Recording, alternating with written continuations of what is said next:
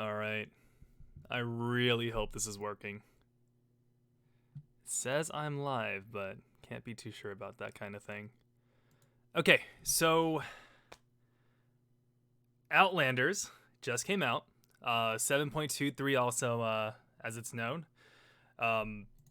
Usually I would want to do like a 20-minute, 30-minute like cut down video of this, but I feel like with the amount of stuff that's going on, it's a lot better if take my time, really kind of go through everything piece by piece.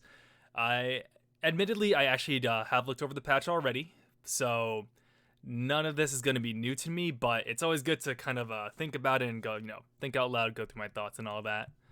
Oh, look at that. Hey, I got people in here. That's never happened before. All right. Here we go. League of Dota it is. All right, Outlanders update came out earlier today. All right, so let's start with Void Spirit. I haven't actually tried him out yet, so maybe this would be a good time to do it. I'll go over the lore sometime in the future. It's not too important right now. Man, he looks cool though. I'm liking this guy. But, alright. Okay, so Aether Remnant. Void Spirit dispatches a remnant aspect of himself to stand sentinel over a small area. The remnant peers in a single direction, waiting to pull in and damage enemies that cross its gaze. So, something like Arc Warden's thingy, but within a certain cone, I guess. Everyone can hear me, right? Let me know if you guys can hear me. Otherwise, I've never done this before. It's all very foreign to me. All right.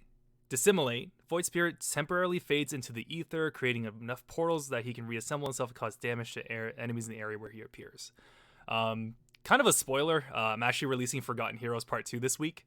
So he does sound like Teoriki Kaze. Yeah, there's like this skill where he like displaces himself, so that's kind of what it reminds me of.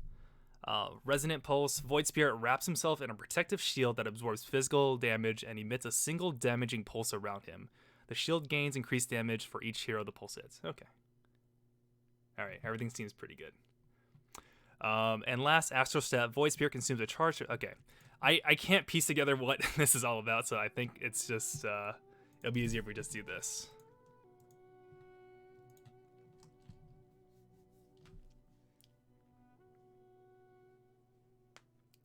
Yeah, 36 viewers. I don't know what to do with myself. That's like a whole classroom's worth of people. Alright, level up to max. Alright, so the first one was creating a guy. Everybody get set. Oh, what? Alright, that's pretty cool. I like that. Alright, dissimulate. I can choose where I go? Could it be otherwise? My preferred pathway. Oh. Oh, that's sick. Novel. Alright. The natural course. It's first blood. Then I want to get out of here. Press E. First time for everything. Okay. Not bad. A voidful procession. Alright. And R. Ooh. Your Okay. 2 charges. 8-second charge? What? That seems busted. yes. Hold up. So we go in. All doors. Doesn't know where I exit. Guard the temple. That's pretty neat. Manual relocation. Okay. Alright. I'll have to play with him more to figure it out, but that was pretty fun. We'll have to see though. I'm sure I'm gonna feed if I play him. Snapfire though, I think I understand a whole lot more. So, interestingly enough, she is a strength hero. Let's see. So Scatterblast. So if you're familiar with League of Legends, that's Graves' Q basically. So it's a wide blast, deals more damage up close. Fire Snap Cookie is it's a heal. It doesn't really mention that, interestingly, but it causes you to like hop a little bit, and then where you land, you stun. Lil Shredder is a lot like Corky's E, I think. And the ultimate is kind of like Jakiro's ult, but like in a bunch of circles, I think. So let's try it again.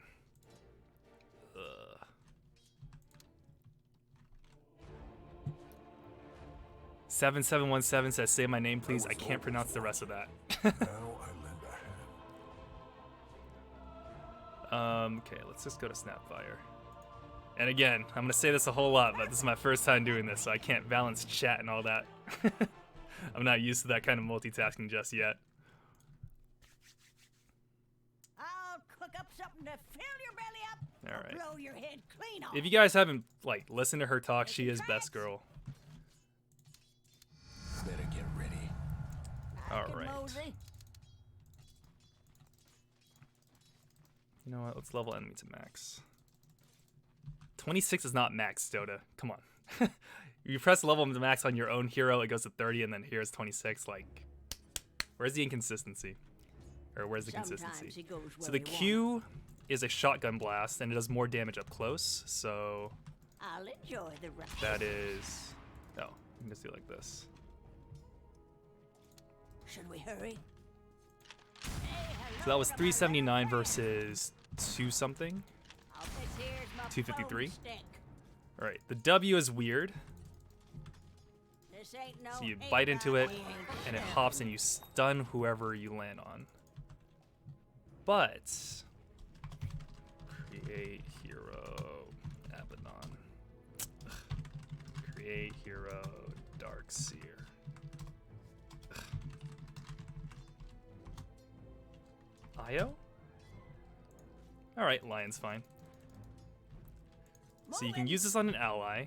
Pretty decent range. Gain the health. Oh, there's a little projectile. That's cute, but I don't know how I feel about that. It's kind of like a force staff, but also a stun. So, you know, a little bit of everything. It'd be good if you like did that. He initiates. Bam. Which way, All right. The E here.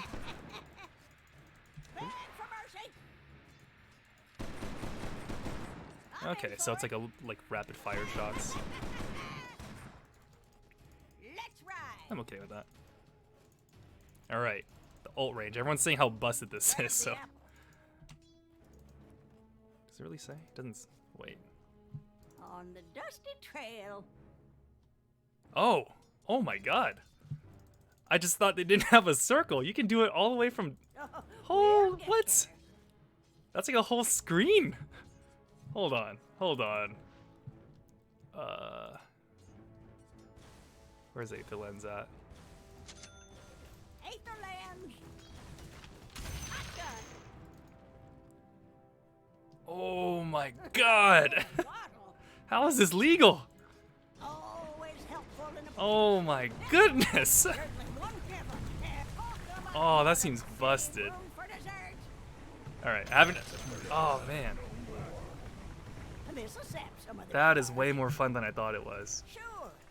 Because in the cinematic and in the, I guess just like looking at it, it seems like it's such short range, so I always figured, but... Oh my God. Oh, I feel limitless power. Holy moly, okay. But yeah, I think I'm gonna like Snapfire a lot more than Void Spirit, just from kind of seeing how their kits work. But oh, man, she's gonna change the game. All right, anyway. All right, getting back to it. We got some wallpapers. Okay, so here's the huge bulk of everything. And let me bring it like this. Okay. So I don't even know where to begin with this because there's so much going on here that it fundamentally Dota is different because of all these changes. I remember like 7.00, like a lot of people were mad with like talents, just saying like, oh, it's just like Heroes of the Storm 2.0, blah blah blah. It's the worst thing in the world. But this actually turns Dota into more of like a condensed MMO. Man, it's just so crazy. Bring up chat. Okay. And to answer Leroy Jenkins, jungling, I don't think jungling by itself will be a new role, but I think there's going to be more of a focus. So like what I'm thinking is maybe since neutral creeps will drop items, spoilers, more heroes who can jungle in position 4 or 5 are going to be more valuable. So Enigma can like really like clear jungle fast. I don't know, Tidehunter even like just in a what is it on the off lane. But okay, let's just kind of go through this one at a time. So courier, first thing, each player now has their own courier automatically. So just like turbo mode, everyone starts with their own courier. Couriers now gain levels when your hero gains levels, and that will matter down here. Their initial movement speed is down to 275, and that's a trickle. Like, I want to say that Crystal Maiden is around that speed, or maybe that's even slower. But yeah, their health is reduced to 70, and this innately makes Gondar Bounty Hunter so much more valuable in the early game, because he can snipe the couriers. Everyone gets, your team gets gold from it. But also from this next one, Courier now provides 85 GPM while it's alive. And this replaces your base 91 GPM that you would normally get. So, damn it. Yeah, Bushi, I am actually checking the viewer count. I need to know how many people are like caring about this. So this is pretty critical. If your courier dies at any point, it's just like a time where you're not gaining passive gold, which is pretty crazy. And that's always kind of how Dota's function. Like ever since it's begun, I mean, not since it's begun, but modern Dota as we know it has always had GPM. And courier dying is a huge deal, but now your passive gold gain is tied to it. So that's more crucial that you keep it safe. Courier passively gains 10 movement speed, 10 health, and 2 GPM increase per level. Yeah, so as a support, it's gonna suck.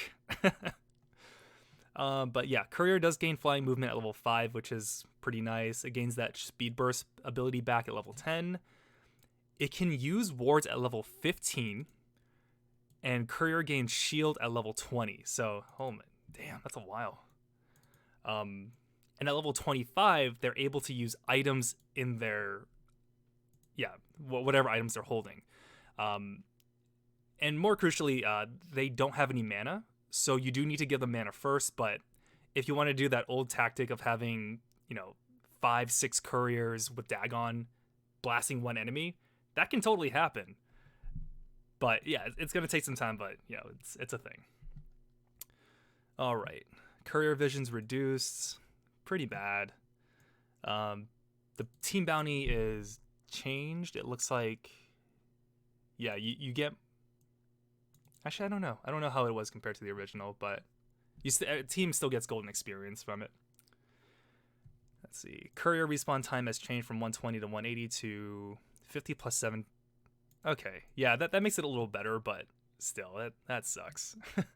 Just not having passive gold like messes with my head. Return ability now calls it to return home even as it has items. Okay, quality of life. All right, here we go. Economy. Observer wards no longer cost gold. I am going to call this right now. It doesn't matter that obs don't cost anything. Your carry, your hard carry, your position 1, maybe even position 2 will blame your supports for not buying wards. I don't know how long this is going to go on for, but I guarantee you that's going to happen. Next, heroes now start with 3 TP scrolls, which is, it's nice. It's a nice quality of life. Gold, well, and also it encourages more, aggressive plays, or it keeps everything more active in the early game, just so you're not spending time dying or anything like that.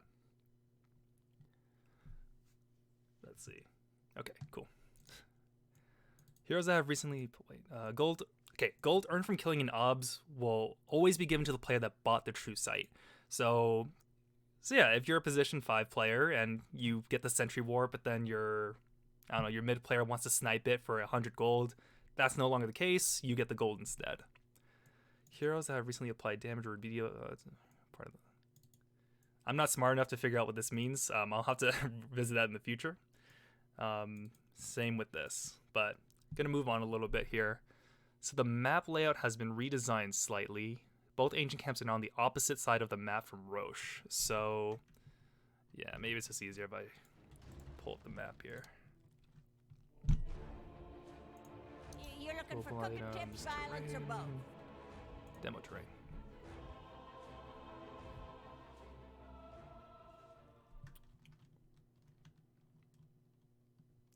Couriers wouldn't be able to use Divine Rapier, and if they would, man, what a day.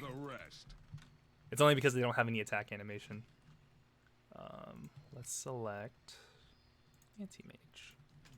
Your magic ends here. Truth compels me. All right, so okay. Yeah, Ancient Creeps used to be over here. It looks, yeah. The fountain has changed somewhat slightly. I don't think it's too big of a deal. At least for the Radiant side offlaner. Ooh, neat. This is new. None shall hinder me. Yeah. Safe lane's still the same over here. Onward. This should be unchanged for the most The path part. is clear. Oh, wait a minute. 1, 2, and... I go. Yeah, it's just, I think this side should be As pretty thou wilt. okay. Oh, there's a ward spot here. Here's my advice. If you're playing against a Zeus, do not put wards here. Ooh, stairs The leading true this way. path. This should be a lot better actually for that symmetry.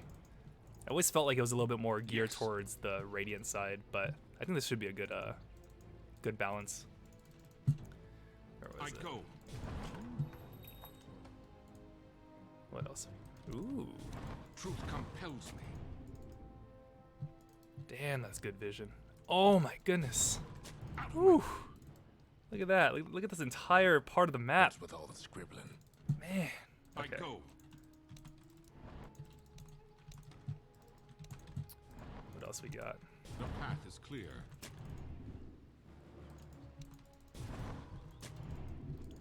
Onward.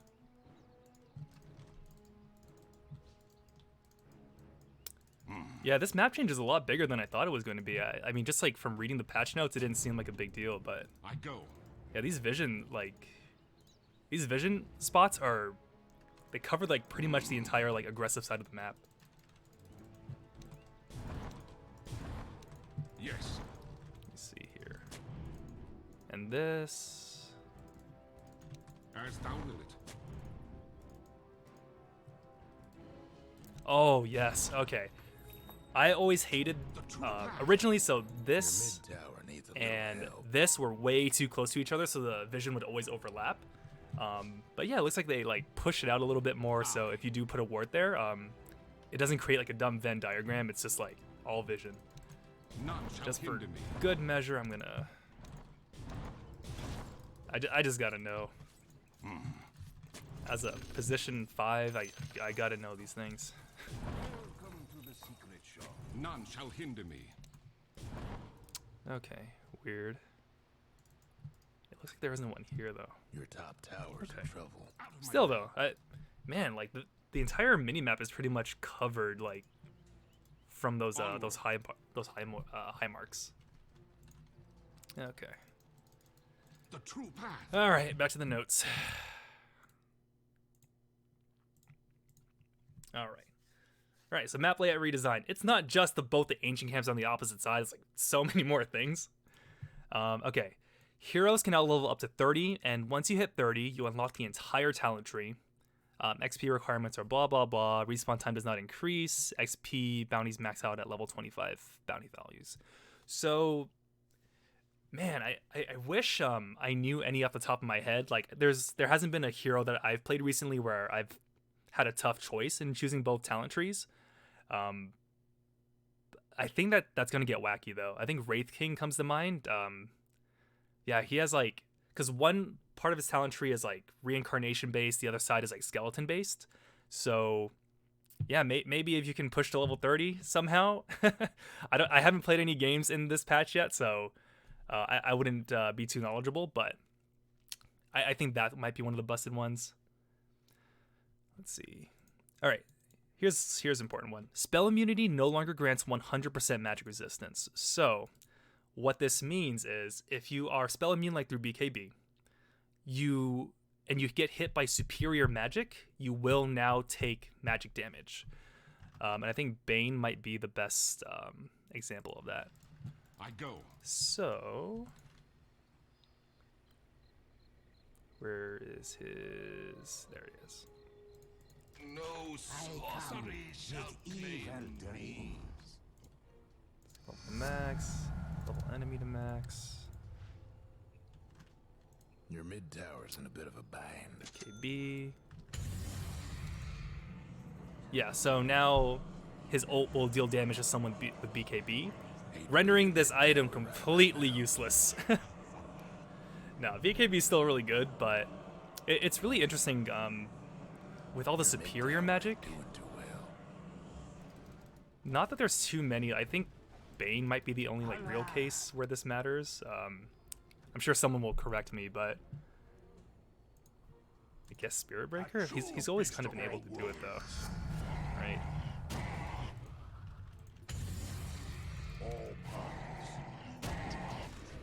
I mean that's always been a thing, I guess. Your top tower's getting all banged up. His thing doesn't do anything. Level 30 Lion? Alright. Actually, how about no, because I know Lena could pierce spell immunity, so that didn't matter. Let's see if Lion. Maybe I'm missing something. I return. Lion.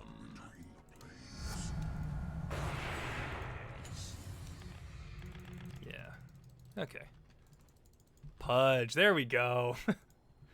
I don't play cancer heroes. That's why I didn't know he existed. My hands are tied. I'm lying. I spam Night Stalker. Oh, look at me, I'm Max. I'm so strong. Oh, no, you're not. Oh, that's pretty like beefy damage too.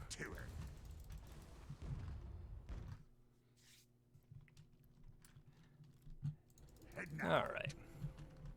I mean, I can spend a whole lot more time on this, but for the sake of getting back on working on my video, I think we should. Ooh, there you go. Okay. All right. So next detail, side shop have been removed, and I think everyone's like at first like, oh no, RIP side shop, blah blah blah. But everyone gets a free courier now. Like we don't need the side shop anymore. It's actually been replaced by these other buildings. But before I get into that, bottle has been removed from secret shop. All secret shop items are now exclusively in the secret shop. So yeah, depending on pretty much just Ring of Health and Voidstone. Tower changes. Glyph multi-shot increased from 2 to 4. Okay. And glyph duration increased from 6 to 7. I think glyph is fine, but it always seems like people are using glyph as I'm farming a creep wave, and 1 extra second I think is going to annoy me, but okay. Whatever. Deny towers now give half of the bounty to the team that denies it and the other half to the other team. So pretty good. I feel like that means 50 gold, but yeah. I'll know once I actually play. Siege damage has increased. Fountain damage increased, but it has a 20% accuracy. So I guess for the sake of like Axe, it'll be funnier because I guess 1/5 of the shots will actually be hitting him, and he'll be able to proc all those counter helixes. All right, neutral units balance. We're getting closer to the meaty stuff. Let's see.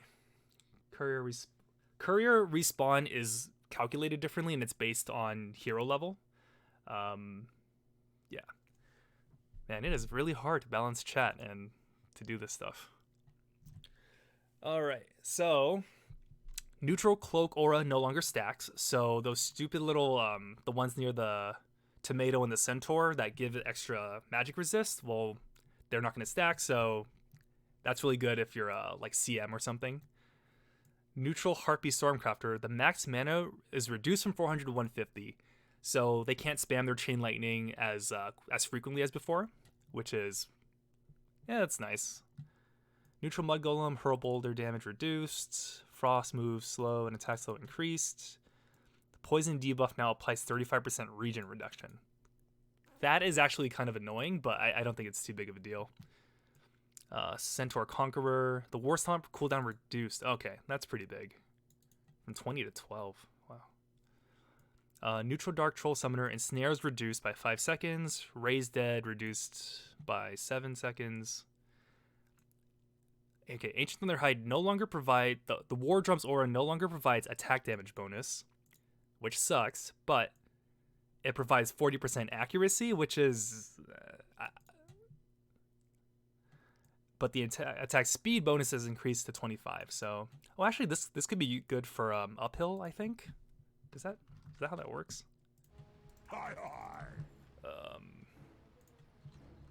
So let's test that out. Death devours. I will. Oh no! Someone has to update all these guides. Yes. Yeah. How did I plan to do this?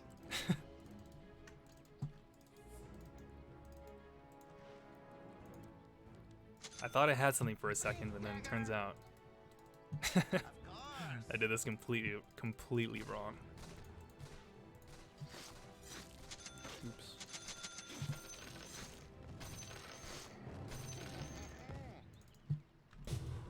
Your mid tower ain't doing too well.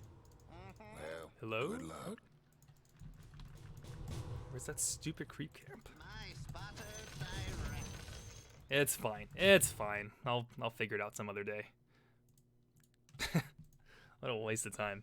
Okay, Frost Mage armor bonus reduced from 8 to 6. Slow now works against ranged units, and attack slow increased from 20 to 30. So yeah, kind of a buff there. Doesn't really. I think for the most part this only matters for like Chen, Doom, Enchantress. No one plays Doom, and like everyone's afraid of playing Chen, so it shouldn't be too big of a deal. But here, okay. So the side shops have been replaced by outposts. There's 2 of these on the map where the side shops used to be. Right-clicking to channel it takes 6 seconds, and then you gain control over the outpost. So kind of like Dominion, like a capture the flag kind of deal. Converts faster with more allies channeling. So yeah, Dominion in League of Legends. Having control of an outpost grants you bonus XP upon initially capturing it, and at 5-minute intervals, it also provides your team unobstructed vision and allows you to Oh wait. Right, so the XP, you get it from capturing it and every 5 minutes. It also provides your team unobstructed vision and allows you to TP to it. And they're inactive for the first 10 minutes of the game. So I like this because it gives you kind of an extra building to teleport to.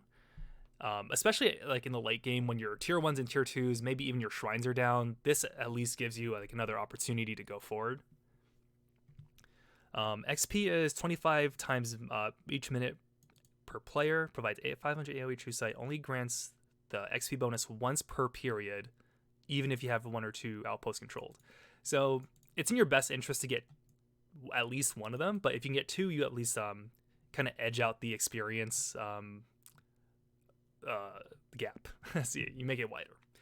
But it does take 6 seconds to teleport it, and then with every additional TP coming in, it's 1 extra second on top of it. So kind of see how that goes. But here is the fun portion of this, and this is the only reason why I wanted to do this live stream instead of like a video. Neutrals now drop unique items that cannot be sold, but can be shared with allies. There are 5 tiers of items that drop over the course of the game, and within each tier, the odds get cut by half for each subsequent drop.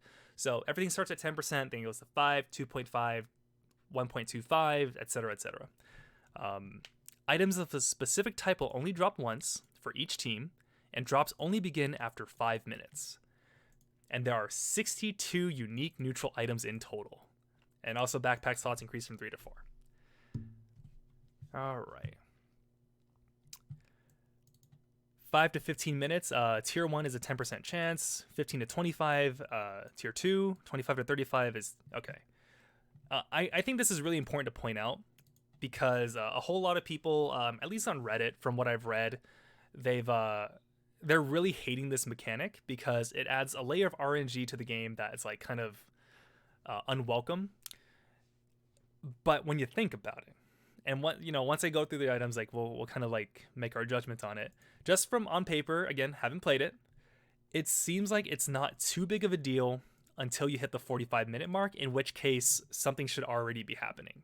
Like either a team is like closing in or the game should already be done by that point. Because think about it now. How many times have you played a game that lasted more than 70 minutes? It's pretty rare. I can maybe think of like maybe 10 times, like recently. So, going through it, tier 1. And also, yeah, drop chances are pseudo-random on a per tier and team basis. Only rolls for drop whenever there is a real hero dying near the neutral. So you can't just like farm illusions and hope for the best. So tier 1 items, Keen Optic, 75 cast range, 1.5 mana regen. I guess I'll grade all of these. C+. It's not too crazy, but that 1.5 mana regen, if you can get it right away, would be good. Royal Jelly is a consumable that has 2 charges. You can permanently grant someone 2.5 HP and 1.25 mana regen to a unit, and it doesn't stack on the same unit. So 2 out of 5 of your team will have extra regen, which could be pretty big. Poor Man's Shield is back! Oh, man. I'm happy about this, but, there's a reason to be sad later. I actually don't think, like, compared to everything else, I don't think it's that great. But it's nice to see it back.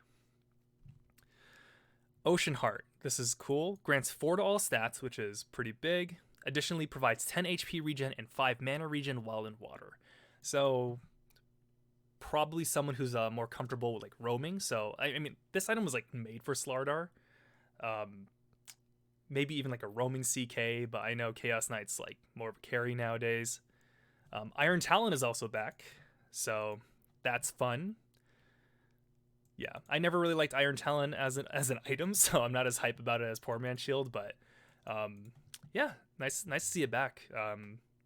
If I pick it up, I'm not going to be happy. Mango Tree, a consumable that plants a mango tree, provides unlimited mango power. Every 60 seconds, a mango will drop and provides 800 vision around it. So this is another thing I actually need to test. So, if we were to get neutral items... Might want to check your bottom tower. Tier 1, mango... tree... What? Oh, does the actual game... Oh, no! It's tier 2! Damn it. Ah, damn it. That makes things so much more inconvenient. As you say. Actually... Let's see if I can just do it like this.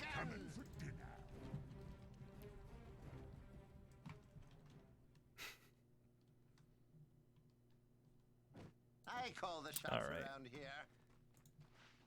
Come on. Mango tree. Damn it. I really gotta wait 5 to 15 minutes before I can test it out. Oh, well. Yeah, that 800 vision around it seems pretty big. I assume you can chop it down, but who knows. Yeah, Arcane Ring came back too. So this is an older item from prior, like 6.5 or so. The stats it gives are a little bit different. So 8 int, 3 armor, and you can activate it to restore 75 mana to all allies within 1200 range of you, with a cooldown of 40 seconds. So it's not as good as Mana Boots, but early game, any source of mana is valuable. Elixir has 3 charges, restores 500 health and 250 mana over 6 seconds. So another like sustain item. Nothing too crazy to talk about. I mean, those numbers are pretty big, but for my money, I'd rather get any of these other items.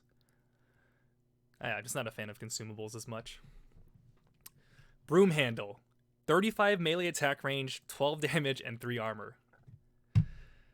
Asian kids will agree with me. Broom handles deal way more than 12 damage. That's all I could think of when I was looking at the stuff earlier. Ironwood Tree. So recipe can be used to combine 3 iron branches. Gives you 7 to all stats and the ability to plant a special tree. Cooldown of 4 seconds. So yeah, pretty good. I mean, 7 to all stats, like just putting all those branches together, that's pretty value. The trusty shovel is like those shovel consumables from all those events. So 150 health, and you can dig with a 1-second channel. You either find a bounty rune, a flask, a 2 charge TP scroll bundle, or an enemy kobold. And they don't appear back to back. So it's pretty good to hold on to. Hopefully, if you get that as your first item, it's just like creates value over the course of time. Faded brooch, nothing. 225 mana and 20 move speed. All right, tier 2. Yikes! Need some water.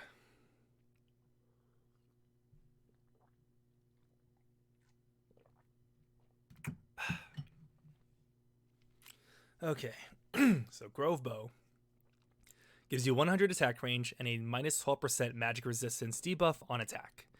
So, like in Heroes of Newerth, this kind of reminds me of Harken's Blade. I always liked... oh god. Oh man, I'm very dry. I like that item a whole lot back in its heyday. I don't think it's all that crazy. Like, considering all that stuff we just saw, like 100 attack range and 12% magic resist debuff isn't too big. Vampire Fangs is 10% lifesteal, 10% spell lifesteal, and 450 night vision.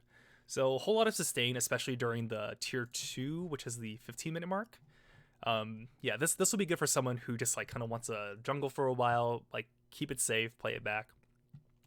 Ring of Aquila, I assume it's going to be the same stats, and if it is, probably not the best pickup, but it's one of those hype ones. Like if you get a Ring of Aquila, you just feel like you have power. Repair Kit, 3 charges, target a building, you restore 40% of its health over 30 seconds, and while it's repairing, it provides 10 armor and +4 multi-shot. So it's a good anti-siege weapon, or you can even just like heal it up in preparation for something. But yeah, that's going to be really annoying if you're trying to siege. Yeah, it's going to be a hassle there. Pupil's Gift. Okay, I've been trying to think about who would be the best like target for this. I feel like agility heroes that use spells might benefit from this the most, because it grants you 14 attributes to both of your secondary stats. So if you're agility, you get strength and intelligence, which equates to health and mana overall. Yeah, because if you're a strength hero, like mana is good, the agility is not as great, and if you're an int hero, you don't need agility. You could use a strength though. So yeah, I think agility that you uses spells like a Morphling. Not that he needs extra help at all, but Morphling would be a good target for this. I'll get back to it. But yeah, interesting one. Helm of the Undying provides 6 armor, and you survive an extra 5 seconds after receiving a killing blow. So this is imported straight from Dota Underlords, and if you haven't tried it, it's a fun time waster. Also interesting note, I think this is the actual helmet that Undying wears. Where'd it go? Yeah, it has the same like design and everything, minus the horns, but yeah, same. Never noticed. But yeah, and if you know, Underlords is any indication, a Bloodseeker with that item is going to wreak havoc upon the world. Yeah, just having an extra 5 seconds, like Wraith King's Aghanims is already annoying, and now you have an item that, you know, does the same thing. Imp Claw, 18 damage, causes your next attack to deal 1.6 crit X damage. So guaranteed crit on a 10-second cooldown.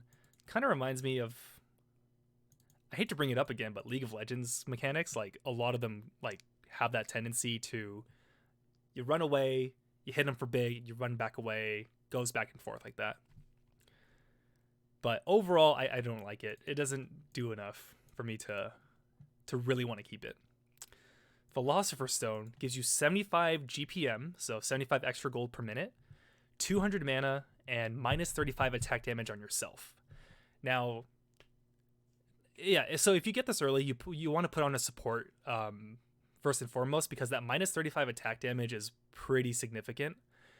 But the trick, and if you've been with me for for a while now, if you put this on your courier, you still get that 75 GPM, and they can use that 200 mana to like use whatever spells you might have. So yeah, I really like this item, and yeah, it's straight from League of Legends. We used to build 5 of these bad boys on Gangplank back in the day. Used to give you way more than 75 GPM. I'm really happy that something like that is back. And it's really interesting, like, because with these neutral items, they have like negative effects on them as well. So yeah, it's like a give and take of what you want to bring in. Dragon's Tail gives you 5 armor and 5 HP regen. Love it. Your attacks now add an afterburn that deal 12 damage per second for 3 seconds, and it also affects buildings. So I love DOT passives. Venomancer was my favorite hero for a long, long time. So giving that effect to someone does my heart a lot of good. 12 damage per second isn't all too big, but it does affect buildings, which is the important thing there. Essence Ring, 6 intelligence, 2.5 mana regen. Activate to increase your max HP by 375 for 15 seconds, which also heals you, and it costs 200 mana. So think of this as like a reverse soul ring. Instead of getting rid of health to gain mana, you get rid of mana to gain health, and it's pretty good. I really like it. This one looks like garbage. Nether Shawl, 8% spell amp, 20% magic resist, but it gives you -4 armor on yourself. So at best, it's pretty situational. Give to a Zeus maybe, or at least someone who like naturally picks up Ghost Scepter. Actually, I think Pugna would be a really good target for this. You know what? I changed my mind. If you're playing Pugna or Necro, that's a really good item. And Tome of Aghanim's, I'm really wondering how this is going to play out. It's a consumable that gives you the Scepter buff for 3 minutes. Normally, I'd say like, wow, you get a free Scepter. That's crazy. But it's only for 3 minutes. So you have to use it on someone who can like take advantage of it in that time frame. Zeus is probably the best pick, especially in that game. I mean, if you're rushing it, you might already have it. Yeah, that's gonna take some testing and a lot of fails of the week episodes to to really explore. Tier 3. Whew. Barely halfway through. So yeah, we got Craggy Coat, plus 13 armor but minus 35 attack speed. I don't think that's all too great. It's situational at best. Greater Fairy Fire, 30 plus damage, and you can consume it to instantly restore 500 health with 2 charges. So pretty good.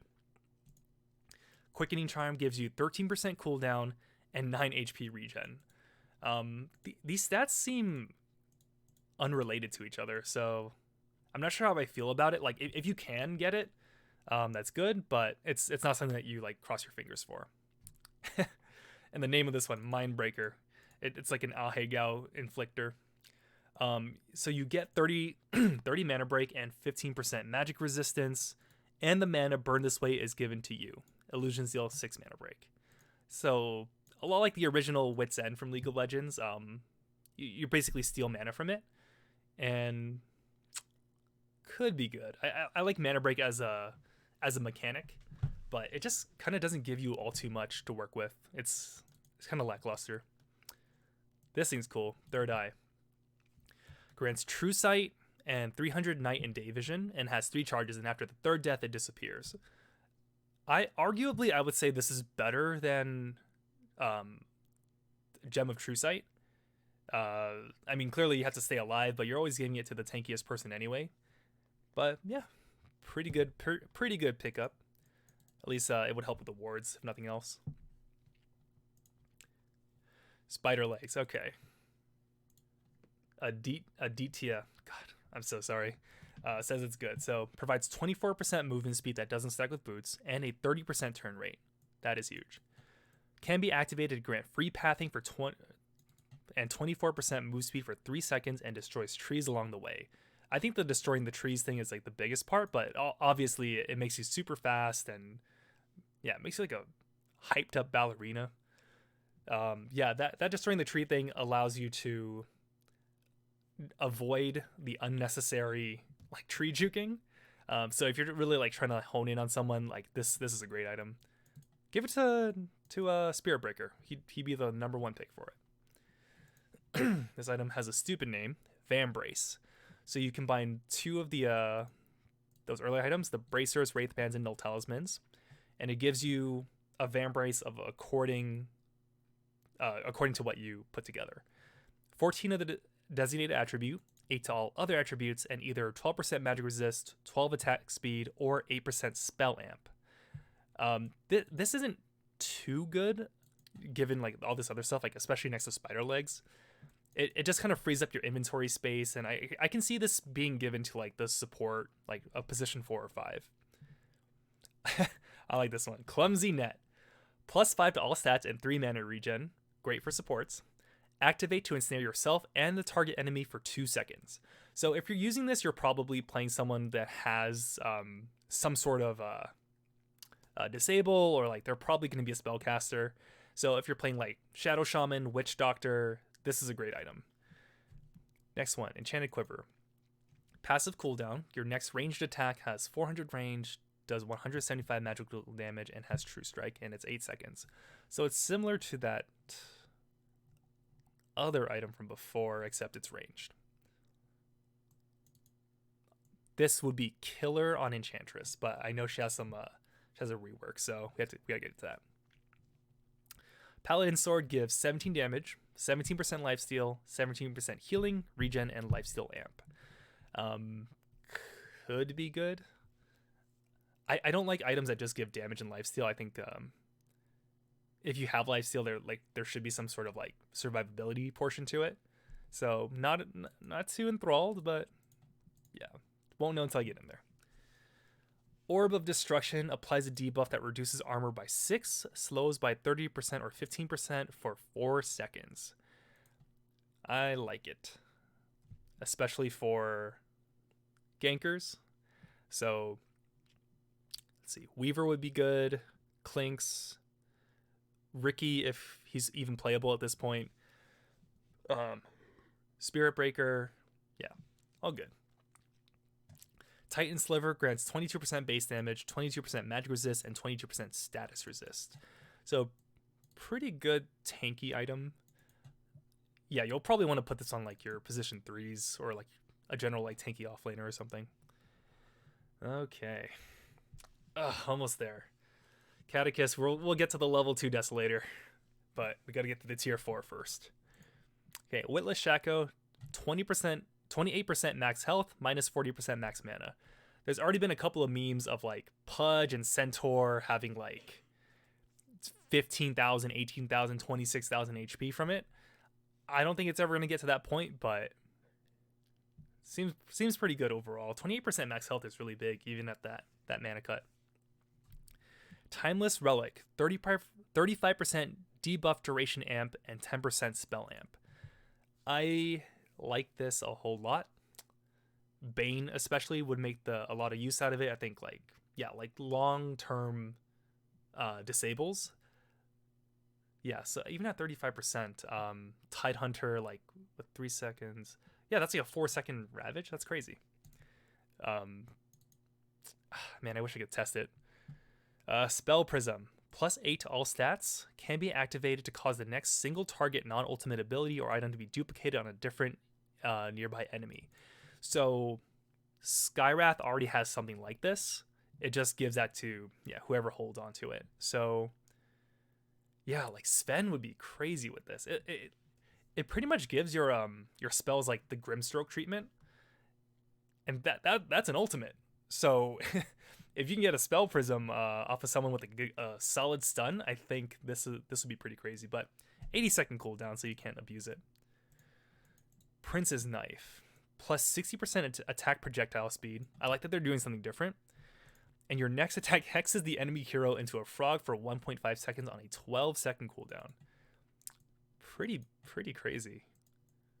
Yeah, I mean it's pretty much a hex, and you don't have to like mess with your items for it. Not that it's like 2 card, but 12-second cooldown. That seems really low. Flicker dispels debuffs and blinks in a random direction 600 range away.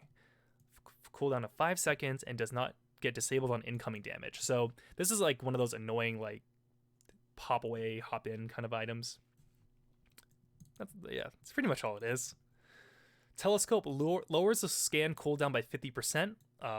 I can see a lot of pros making a lot of good use out of this. and increases attack and cast range of nearby allies by 125. So, yeah, if you're getting to the point where you're sieging, like this is gonna be pretty good. I feel like a lot of people aren't giving it a lot of credit because it doesn't give stats, but this is really good utility. Ninja Gear gives 20 agility, 25 movement speed, and activate to cast Smoke of Deceit on just yourself. So it's a lot like Phantom Assassin's her E. Yeah, one-man ganking machine. And at that point in the game, if a support is stupid enough to like just roam around by himself, he's probably gonna die to whoever has that. Illusionist Cape increases illusion damage by 10%. Can be activated to create an illusion of yourself that deals 50% and takes 150 for 20 seconds. Cooldown of 30 seconds. Yeah, that's nutty. Unfortunately, it's like if you get that and you don't have anyone that utilizes like Manta or like just creates illusions on their own, it kind of sounds like it won't be that great, but it gives you something like you can create illusion of yourself, so might be good. Havoc Hammer. Plus 60 damage, 18 strength, increases the base attack time by 0.3, which I think means it is slower for you to attack. Can be activated to knock enemies back within a 300 AoE by a distance of 250, slowing their movement speed by 50% for 3 seconds. A whole lot's going on there. At first, I think that maybe like a tanky melee should be holding on to it, but it sounds like a squishy, like a Rubik or something might be a better pick. I don't know. Someone's you guys gotta talk about it amongst yourself in the chat. Oh, I like this one. Magic Lamp is a passive item, plus 400 health, hard dispels and heals you for 300 when you drop below 15% health. So it's like Aeon Disc, but at a lower threshold, and a cooldown of 75 seconds. So, yeah, it's neat. It seems really good. And the Leveler. 50 attack speed. Your attacks cleave or splash for 50% in a 400 or 250 area. And that is not as good as I was hoping it to be. There was this older item called the Leveler back in like that. I don't think it ever made it into the game, but it dealt like additional damage or like disabled towers or something. And I was really hoping that it would have been that, but yeah, we got this instead. And Minotaur Horn, 20 strength, activate to gain magic immunity for 1.75 seconds. So I guess it's just like a BKB. I gotta figure that out. Oh, finally we made it. Tier 5 items. Holy moly. Alright, I'm gonna take a second to drink some water and read the chat.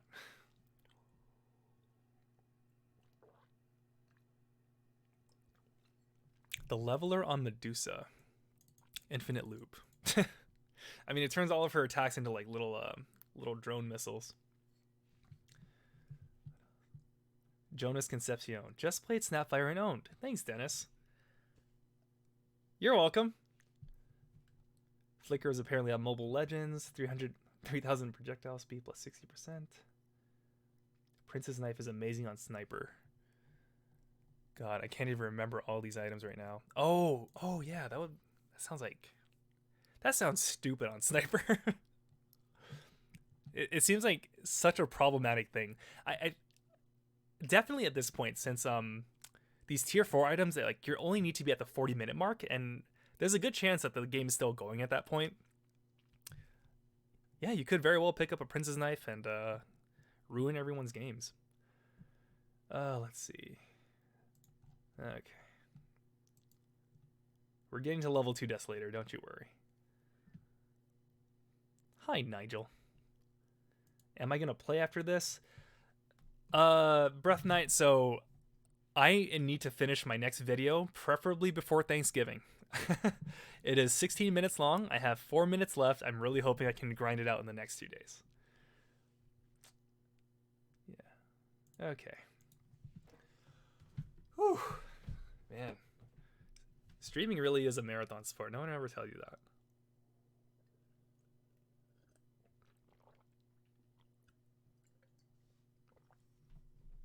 How long have I been on? 54 minutes. Okay. This is nothing. That's one game of Dota. Okay. Tier 5 items, 70 minutes only. First one, we got Force Boots. 50% movement speed and unlocks the maximum movement speed. Can be activated to self-dispel and push you 800 distance forward on a 6-second cooldown. So I keep going back to Spirit Breaker because I just love him so much, but I think that would be one of the craziest items on him. This one doesn't like seem as good as the rest of the items, but movement speed is a very, very underappreciated mechanic, so, maybe I'm wrong. Seer Stone, plus 500 cast range, and plus 800 day and night vision.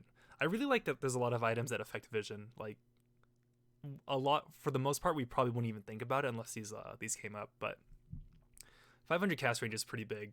Aether Lens is only on, like, 180 or something, so, like, yeah, 3 times as much. That's... Yikes. Can you imagine getting lion-fingered from that far? Mirror Shield, 75% chance to block and reflect targeted spells, and plus 20 to all stats. So, yeah, I don't like... Do I like that? I think that's enough of a chance to say, like, oh, I am good, I will probably block it, but it's not high enough so that you'll never get targeted. So it's a really funny number there. But yeah, that 20 stats is huge. Haha, Fallen Sky. I love Meme Hammer, and this only makes it better. So it's a recipe that combines Blink and Meteor Hammer, so you have to be at the point where you have so much gold that you can spend your money on stupid shit like Meteor Hammer. But it grants you 20 strength, 20 intelligence, 15 HP regen, 10 mana regen. All very good. You activate to disappear and turn into a meteor, quickly falling onto the target area. Oh no, Dazzle. Oh man. He's not even...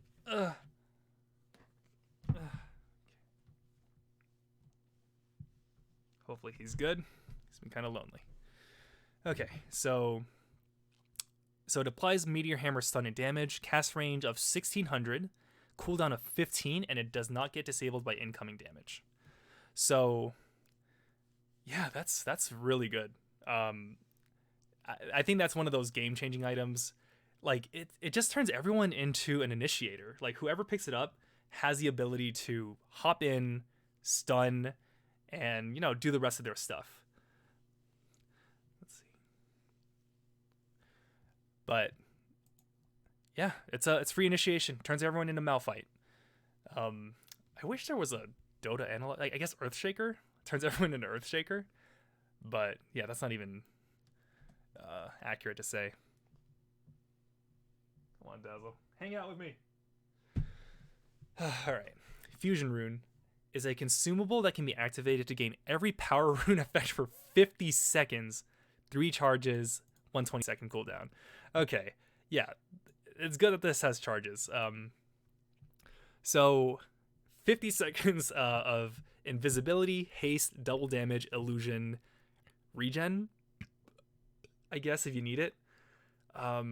Yeah, that's such a meme. There was like this old like animatic of Phantom Lancer with a double damage and haste with the Kung Pao music by Swords. That's all I can think about when I see that. And yeah, if you're at that point, like, you can definitely end the game if you make it to that. All right. Apex increases your primary attribute by 80%. So this is the other one that ties together with the Centaur and Pudge meme. Yeah, it increases your primary attribute. So agility heroes attack faster, int heroes have more mana, strength heroes just become unkillable. I guess with someone like Silencer, that would be really, like, Silencer, Undying, and Slark. I think those guys would like probably utilize it the best, but you can probably just give it to your strength hero and call it a day. Ballista, plus 400 attack range. Attacks knock the enemy's 50 distance back. So this was like Sniper's old talent. I don't know if he still has it, actually. It's been a while since I've played him. But 400 attack range is huge. And it combines so well with this next item. So Woodland Striders, 50% move speed, unlocks max movement speed, and grants 50 HP regen. Grants tree walking, Activate it to leave trees in your wake as you move for 3 seconds. The trees last up to 60 seconds. So here, let's do it like this. Since I can't figure out how to animate this stuff. All right, so here's Sniper. Right. Here's his gun. All right, and he has ballista. So he only needs to, he can be this far back and attack you, right? And here's your little tower. Here's your stupid little tower and you can't reach Sniper. But let's just say, you know, you do get vision of him or something. All you need are the woodland striders, and you just make a bunch of trees blocking his way. Sniper will be fine. He's going to shrapnel the tower, so he always has vision of it. And he's going to attack from plus 400 attack range, plus his level 25 talent, plus probably Dragon Lance. He's an additional 700 distance with headshot. This is it. Sniper is back to being a problem. 6.83. 7.23 is just 6.83 part 2. This is nutty. I don't like it. That's assuming, of course, you hit 70 minutes, but... Okay. Trident. Combines Sanj, Yasha, and Kaya, and it gives 33 agility, strength, intelligence, movement speed, attack speed, status resistance, mana loss reduction, regen, lifesteal amp, and spell amp. I feel like this item was made more so for the fun and the jokes, just to hear the 33 all the time. Yeah, because we keep saying that Valve can't count to 3. That's the joke. Okay, figured it out. But yeah, it's okay. There's very few heroes that can utilize all those stats, but whoever gets it is going to have a fun time. Book of the Dead. 35 in strength and intelligence. Activate to summon 6 level 3 Necronomicon units for 90 seconds with a cooldown of 70 seconds, or 75 seconds. That part I didn't catch earlier. So the fact that the Necronomicon units last longer than the cooldown, yeah, so it's always up.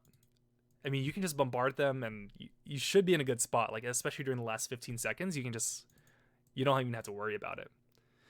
And yeah, 6 in total. So I know the joke is like, oh, it's Earthshaker, right? Like, he'll just go in, he'll jump on you, but he's going to be taking all of that revenge damage from the melee necro unit. And I think that's going to be enough to, like, slow him down, or at least, like, make him think twice about doing it.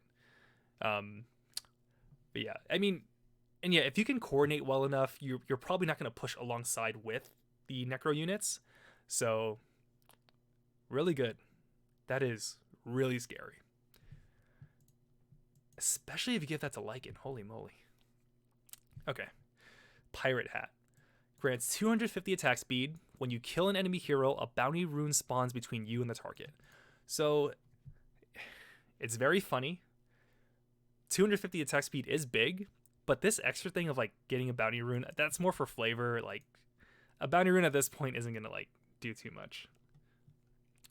Ex Machina. 25 armor, and it's basically a refresher on 30 seconds. So yeah, for those 2-minute cooldowns, your reverse polarities, ravages, black holes, they're actually on a 30-second cooldown. You're welcome. Here it is, Desolated 2. And even from the icon, I thought Desolator was like a scythe or something. It turns out, yeah, that's Desolator 2 is a double-sided scythe. That means it gives you double the power. Dude, can you make... What if they make Desolator 3? And it points back at you. So then you lose 12 armor every time you attack. But yeah, 100 attack damage, which is huge, and minus 12 armor on attack. This really is just to kind of push the games to end faster. And Phoenix Ash. Plus 30 to all stats. Lethal damage is prevented and heals you to full HP. Gets consumed upon triggering with 1 charge. Yeah, so this is like an instant Aegis with plus 30 to all stats. So yeah, you're already kind of unkillable, and if you do get to that point, you come up right away. They don't have a chance to, like, set up for you, like, with a light strike array or something. Okay. Dude, yeah, how high can Desolator go? At some point, it wraps around. You have an infinite number of Desolation, and it just becomes 1 again. So it just goes back to being Deso 1. All right. Whew. Oh, man. Item changes. I wonder how Purge is doing. He is so fun to listen to, but man, I'm tired already. And this is only 1 hour. He usually goes like 8-10 hours. That is a whole workday's worth of podcast when Purge releases one of these. All right. Stout Shield. Removed from the game. So we got Aquila back. We got Iron Talon back. We got Poor Man Shield back. But we lost Stout Shield as a result. Kind of sad. But melee heroes now have a passive 8 damage block. And I think that's a good trade-off. When an item gets to the point where everyone's picking it up and there's not a lot of like diversity in that skill build or the item build, yeah, just change it around. There's no need to keep something like that. It's probably going to come back in some form. I'm pretty sure the Hermit Crab Courier still has it. Let me make sure though. Oops. Global items. Where'd you go? Here he is.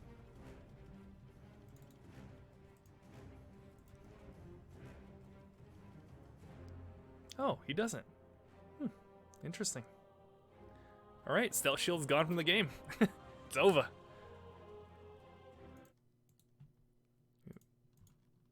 Come on, help me out here. There you go. Okay.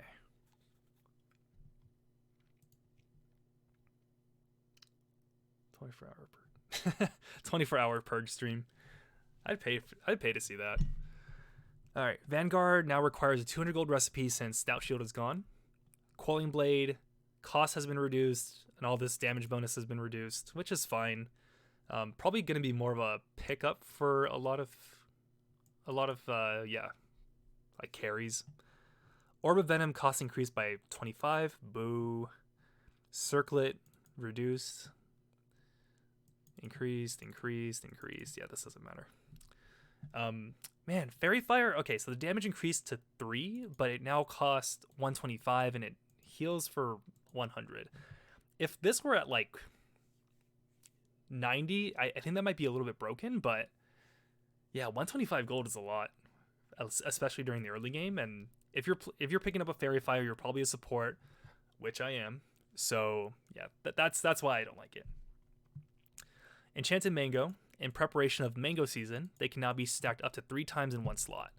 So Nyx Assassin is very, very happy about this. And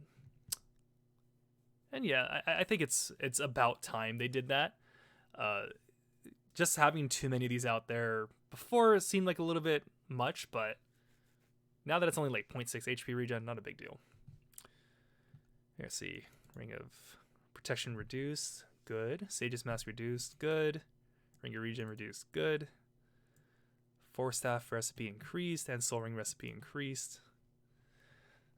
Yeah, a lot of these item updates aren't going to be all too fun, but gotta get through them. Buckler now requires a Ring of Protection, 1 Iron Branch, 250 gold recipe. I like with a lot of these, they're simplifying the item path.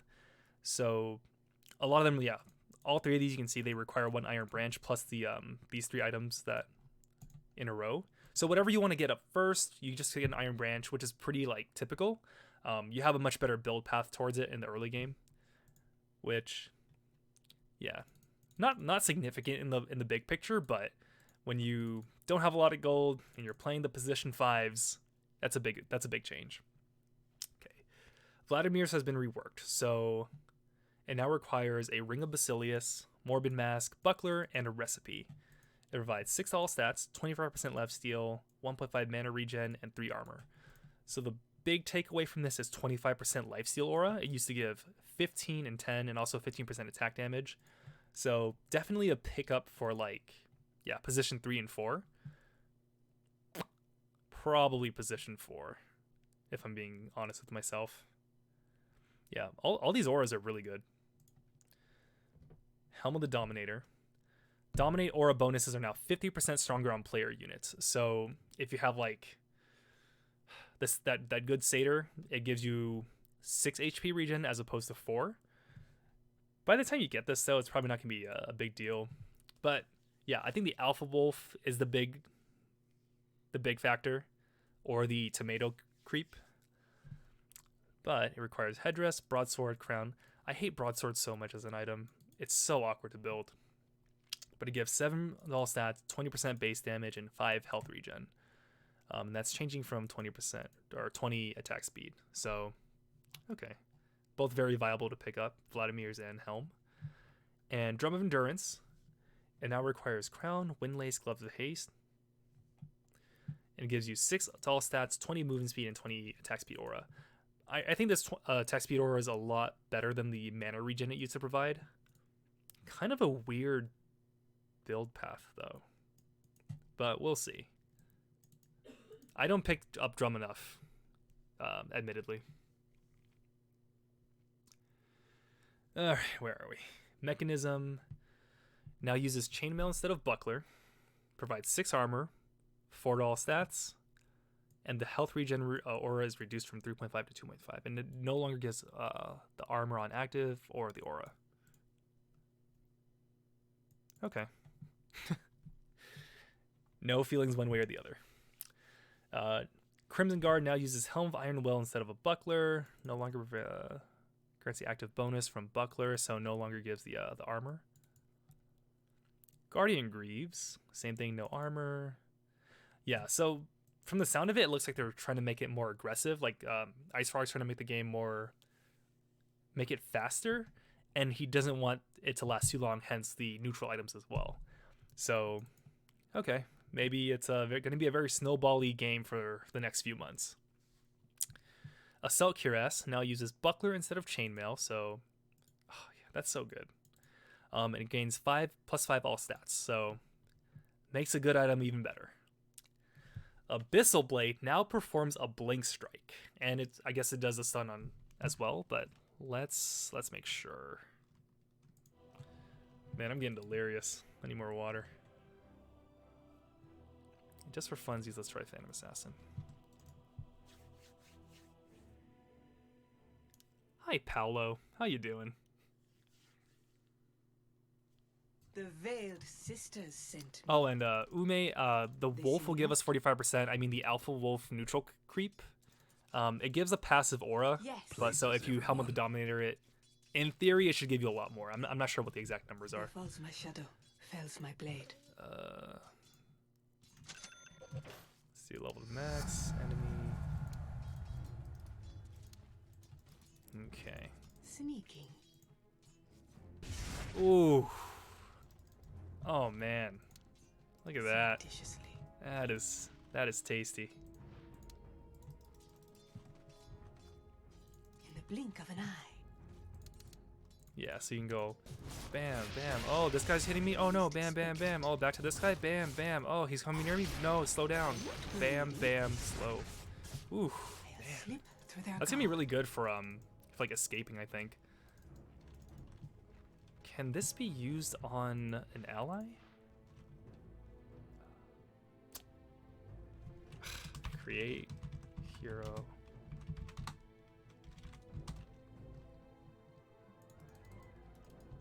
We're about to find out. Yes. No. Okay. Not as crazy as I thought. So, I guess in this very specific situation, this is what happens. Oh no, I got initiated on. Oh no, I'm bad. Whoops. Oh, oops. Oh, I gotta get out of here. Blink here, and you're good. In this very, very specific scenario. It's like a one-way Venge Nether swap. Okay, where was I? And the bash now deals damage through spell immunity because of the spell immunity change from earlier. And this line is going to come up a lot, so just basically every time it comes up, if it can pierce BKB, it'll deal damage to it in addition to it. All right, Bloodstone now combines from Kaya and Soul Booster. Storm Spirit is very happy about that. Provides the base bonuses from both, plus 200% mana regen, and each charge now grants 0.2 MP regen and 0.35% spell amp instead of more regen. Oh man, this is... If Bloodstone wasn't already the best Storm Spirit item, like it has now ascended to the core pickup, like first every time. Yeah, that is gonna cause some trouble in my games. I can already tell. All right, Sanj now provides 24% self-help, self-HP regen, and lifesteal amp instead of plus 8 damage. Status resist increased, whatever. And that's probably there to reflect that. Heaven's Halberd, yeah. Doesn't give you extra damage. That sounds like it sucks, but who knows. Kaya and Sanj now provides that and that instead of damage. Status resist up. All right, Holy Locket. Man, I have never wanted an item to be so much better than Holy Locket. Like, I love the item in theory, especially since I play like, Treant Protector, Dazzle and stuff. And it just was never good. Like, it never had a good build path. It never built in it anything bigger. And the bonuses it gave weren't all that great. But it no longer does the regen amp, so sorry to be Treant Protector. Heal amp has been increased from 25 to 35%, which is good. Health increase from 200 to 250. And here it is. Now requires a magic wand instead of a cloak. And it still provides the magic wand benefits. So... yeah, Magic Wand, it's a pretty core item on a lot of people. If they want, they can now do Holy Locket, and also the Heal Amp will increase that Magic Wand. So, it's good. I think it's interesting. Whew, man. How's everyone doing? I know I've been kind of droning a lot. I can feel myself getting tired, and I know that's bad. Okay. Gloves of Haste. Cost reduced from 500 to 400. Power Treads, attack speed increased. Hand of Midas, recipe increased by 100. Hand of Midas is the new Darkseer. Just gets a nerf every patch. Armlet, recipe cost has been increased by 100. Yeah, that kind of sucks. It hasn't been an item that I've picked up in a while, but maybe it's for a good reason.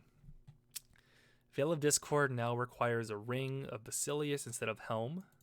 Recipe cost increased by like 450, and it now amplifies incoming spell damage by 20% instead of reducing magic resistance. And this matters because it affects pure damage as a result. That's good to hear, Paolo. Breath 9, I hope my voice can lull you to a good slumber. Okay, where was I? Yeah. I think this is good. Probably, yeah, so that might help someone like Lena. Yeah, no, that's good. That's good. I don't know why I'm overthinking it. Urn of Shadows now requires Sage's Mask instead of Infused Raindrops. Thank God. There were a lot of games where I like building Urn of Shadows, but you can't tap into it until Infused Raindrops becomes on sale. So now that it's Sage's Mask, it's at least like, one of those early game items that you can pick up. And it's good on a lot of heroes. Infused Raindrops charge count increased. Maybe it's just because like the prevalence of magic damage right now, but I'm not going to complain about it. Heart of Tarask now provides plus 10 health regen, in addition to all of the other stuff it provides, like that healing amp. That's nuts. So yeah, it's already giving you like a whole bunch of strength, whole bunch of like regen already. That's good. Man, how are you supposed to end games? All right, Mask of Madness. Duration has been reduced, but the cooldown has also been reduced. Actually, yeah, I think overall this is a buff. So it's... Sorry, gotta get the calculator. So before... Ooh, come on. Come on. So before 8 divided by 22... I believe that means it has a 36% upkeep. And now it's 6 divided by 16. Alright, yeah, so some slight buff there. Close that for a second. Just of Appearance now comes in single charges for 90 gold instead of 2 for 180. I like that. Just because, like, yeah, wards used to be that way. You'd have to buy 2 at a time, and then when it became 1 at a time, it just made things a whole lot easier for everyone. Just in case, yeah, just in case you don't have the gold for it. Like, 90 to 180 is a lot when you're hunting in the early game. Sentry Ward, okay, duration increased from 6 to 8 minutes. Stock replenish cooldown has increased, and the initial stock has been reduced from 4 to 3. So before, you would put an Observer Ward down to block an enemy pole camp because it will last for 10 minutes. But the downside is that Observer Wards are way more valuable than Sentry Wards. Now, since the duration is up to 8 minutes, so a whole, 33%, 33% like duration buff, it's actually pretty viable, I think, now to use your sentries to block camps and then use your obs for like their intended purpose. Yeah, you can even, yeah, that cooldown is killer, but you can also use it to block camps so they don't farm those delicious neutral items from before. And yeah, 8 minutes. Whew. That's pretty strong. Smoke of Deceit initial stock reduced from 3 to 2, and stock replenish cooldown reduced from 10 to 7. So less early game ganks, but overall more ganks to shift the favor. Blade Mail no longer pierces spell immunity, and armor has been increased. Skull Basher no longer bounces on primary target, but spell immune. Makes sense. Javelin no longer pierces spell immunity. Interesting. But Monkey King Bar does. I wonder why that is. Seems kind of weird. Maybe to indirectly nerf Wind Ranger? Divine Rapier now has True Strike. So yeah, that's gonna be a pain. Like, I don't, in the past maybe 100 games I've played, I think Divine Rapier has been picked like once, maybe twice. So it's not gonna come up a whole lot, but if you do need to, shift the tide, that'll be a good pickup. Shadowblade's damage has been increased. Low level pubs rejoice. Battle Fury damage increase. Same thing. Silver Edge increased. Ooh, Echo Saber increased. This is deceptive. It says from 12 to 15. You think that's 3, but Echo Saber makes you hit twice, so that's actually a 6 damage increase. Lincoln Sphere cooldown has been reduced, all stats increased, and health regen increased. Huh. It's nothing but good. Yule Scepter Cyclone maintains the collision blocker at the base. I'm wondering why that is. I can't figure out the reasoning.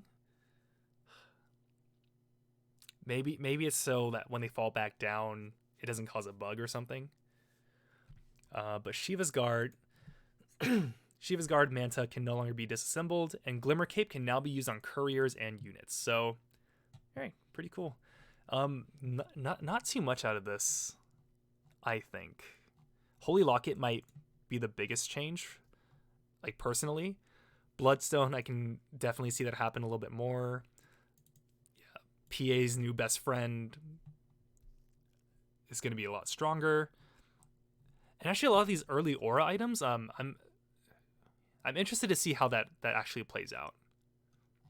Helm of the Dominator might see some more pickups, but who knows?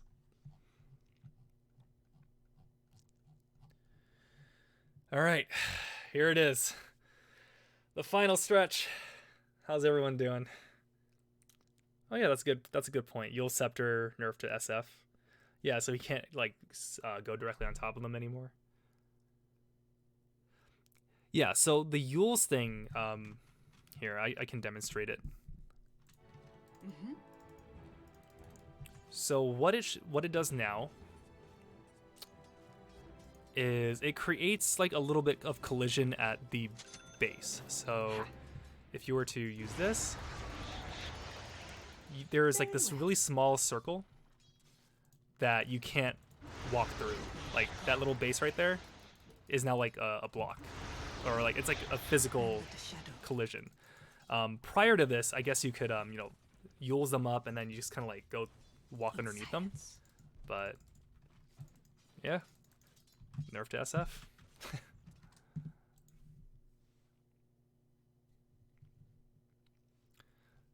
I hope that answered the question.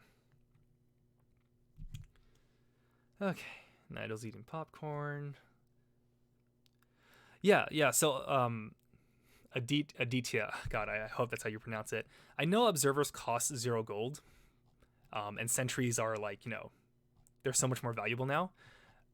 But you still want to use observers for vision rather than just blocking the camps. Beforehand, it used to be not worth it to use sentry wards because, you'd have to replenish them way more often. But now that they last 8 minutes, it changes the dynamic a little bit. Let's see. Is the sentry ward update bad? No, I love it. Oh no. My lighting setup. Okay. Yes, Breath 9. Observers now cost 0 gold, so it's been a good few patches for support players, to be honest with you. Everyone says it's like the least fun, but Ice Frog is doing everything in his little hands to make our lives easier. All right, you know what? I'm gonna get some water. I will be right back. Ugh.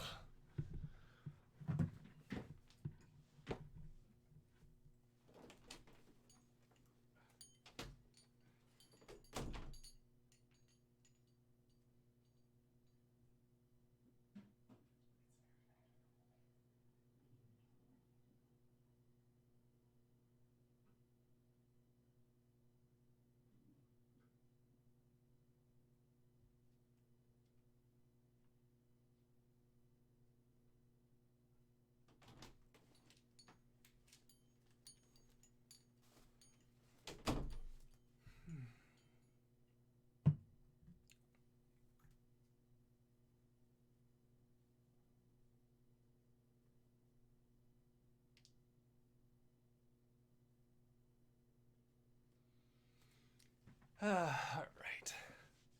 How low has my viewer count dropped?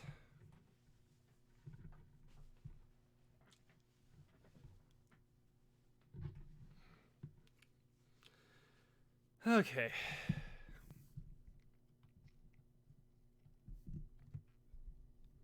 Fun conversation going on. Well, let's get through this. We have like 100 something heroes, and then I can work on a video for a couple minutes and then go to sleep. Starting with number 1, Abaddon. The Mist Coil self-damage is no longer lethal, which is a nerf to support Abaddon, but I do not play support Abaddon. But the curse slow has been reduced, but by the time you're diving, 45 and 50 isn't a big difference, so everything's good in my book. Alchemist, talent increase from... Yeah, it's level 25 though. I'd say this is pretty insignificant overall.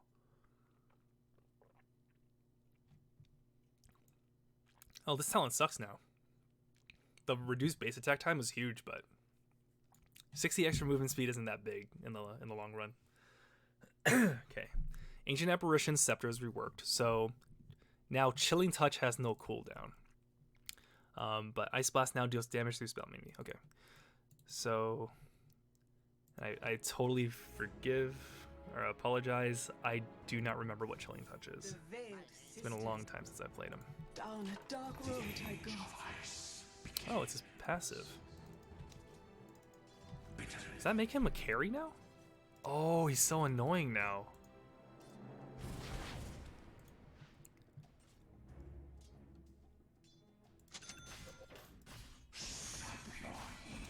Come on.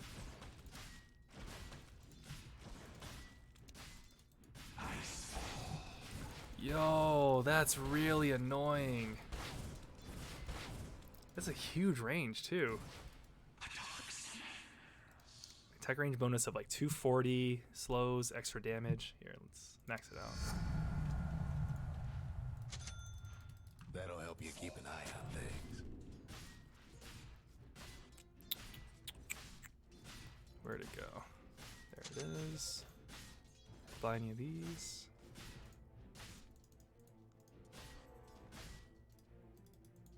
I really wish there were a way to like buy these. That would make things so much easier. Damn, look at that. Oh, that's busted.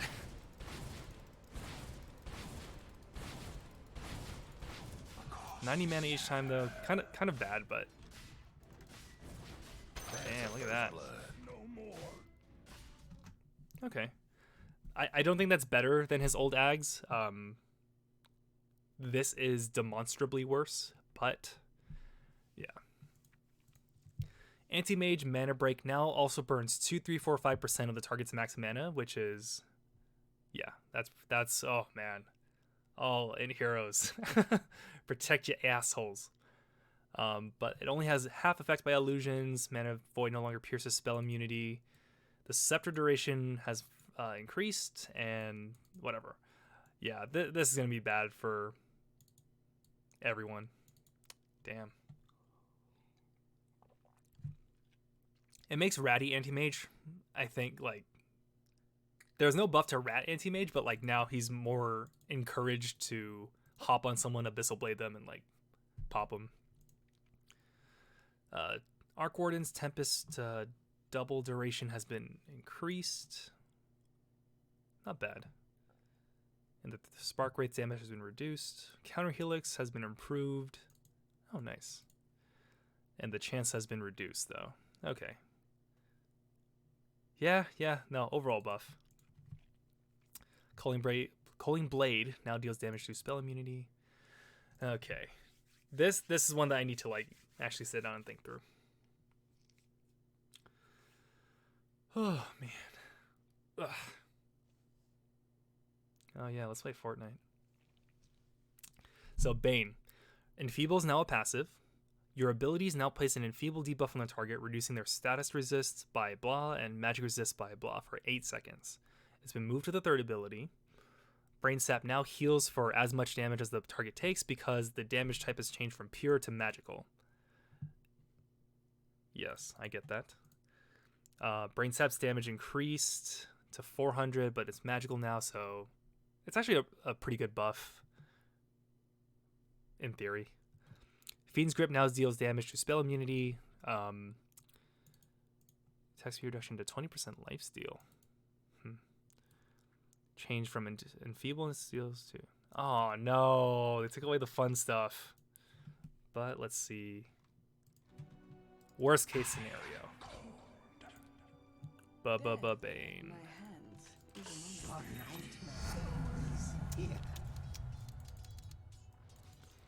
So I wonder, first off, if it stacks. It does not. Then you Nightmare him. That's a while. Jeez. What a fun game Dota is. So let's go bam, bam. Alright, so like 8 seconds-ish total. The big thing is you do that. 16 seconds without anything else. Okay, but in fairness, yeah, okay, his talent was there, so still pretty good. Can you imagine being this and how fun this looks? You may as well be dead. Okay. So they took away his like weird alternate path where he can be an auto attacker, but made his supporting and disabling a whole lot better, which I think works better to his theme. All right, Bat Rider, that has increased. Oh, nice. It's about damn time. Damage per second has been reduced. It's been rescaled. AoE increased. Knockback increased. Firefly no longer provide. What? It's in the name. The movement speed has increased. Now provides blah blah blah. Ah, that's lame. I think he needs flying vision. Unless I'm thinking of that incorrectly, but Napalm no. Ooh, that's good. No longer requires turning to cast. Slow has been reduced. Okay, that's reasonable. Flaming lasso deals damage. Hold on. Oh man, is he back? I hope not, but that is a good indication. Hold on. Oh, that feels so crisp. All right, you totally need to turn it. Okay, no, you cast it first and then let's do on non-free spells so we can get a good gauge of it. Oh, look at me, I'm just leaning as Batrider. It also does initial damage. Damn. I like it. God, yeah, his big deal, at least for me, has always been that his cast point was so annoying. But now that you can just kind of use it, like it makes him feel so much better. And everything else has been adjusted. All right, Beastmaster. Wild Axes now pierces spell immunity. Not that it does too much damage. Primal Roar now does damage through spell immunity. Rupture duration reduced. Okay. Agility increased overall. Blood Rage outgoing damage from blah blah blah. Blood Rage incoming damage. Okay. Pretty minor. Track bonus movement speed increased a little bit. At levels 11 and 18. Okay. Brewmaster. Cinder Brew now extends the duration by 3 seconds rather than refreshing, which is good. Cinder Brew now deals total damage, amount of damage over the variable duration. Okay. No longer causes self-attacks. I'm pretty sad about that. You could Cinder Brew a Void and he would like stun lock himself to death. Cinder Brew now ignites on any spell damage rather than only damage above 80. Cinder Brew damage increased. Slow is rescaled. That's really weird. But maybe it's for the best. I need to check something. Here we go. Where is it? Brew. I'll join you in death. Max. In the street. Okay. I am not ready. Hey, up. 6, 7, and this now lasts. Oops. All right, so it should refresh, or it adds 3 seconds rather than refresh, right? So I just do not understand what that does. I'm an idiot. All right, Bristleback. Vicious Nasal Goo, armor reduction per stack increased. Retaliate, Centaur War Runner, Retaliate return damage increased, and Retaliate damage to plus 90. Yeah, I wish that skill were better. It's just, without that strength scaling, it's kind of not great. Chaos Knight. Scepter, ooh, man. All right, one at a time. So, agility gain reduced, whatever. Chaos Bolt now releases fake projectiles from nearby illusions, so kind of how Phantom Lancer and Naga Siren have their projectiles, fake ones. Reality Rift no longer slows. It now reduces armor by blah blah blah for 6 seconds. And the cooldown has adjusted. I'd say late game it increased. Chaos Strike's max crit reduced from whatever. Phantasm outgoing damage rescaled. Incoming damage increased. Phantom Illusions now have 25% magic resist bonus. Pretty good. And now they are strong illusions and cannot be instantly killed with spells. And here it is. When you cast Phantasm, every allied hero creates an illusion. Your hero gets an additional illusion as well. All right. Okay. The spirits move me. So I'm going to go on CK. Eats grows. Level to max. Where's the eggs at?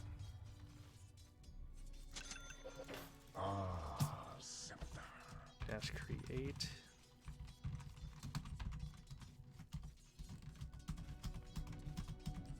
Demon lion. All right. So I need to test how far away the Phantasm illusions go. To hell and back. Forward. Why not? I think that's a pretty good sample size. All right. Oh my god, it's everywhere. Oh man. Wait, are they mine? They're my illusions. Oh. Oh, you know what that means? Shit. Hold up. I'm going somewhere with this. Oh my god. 2 down.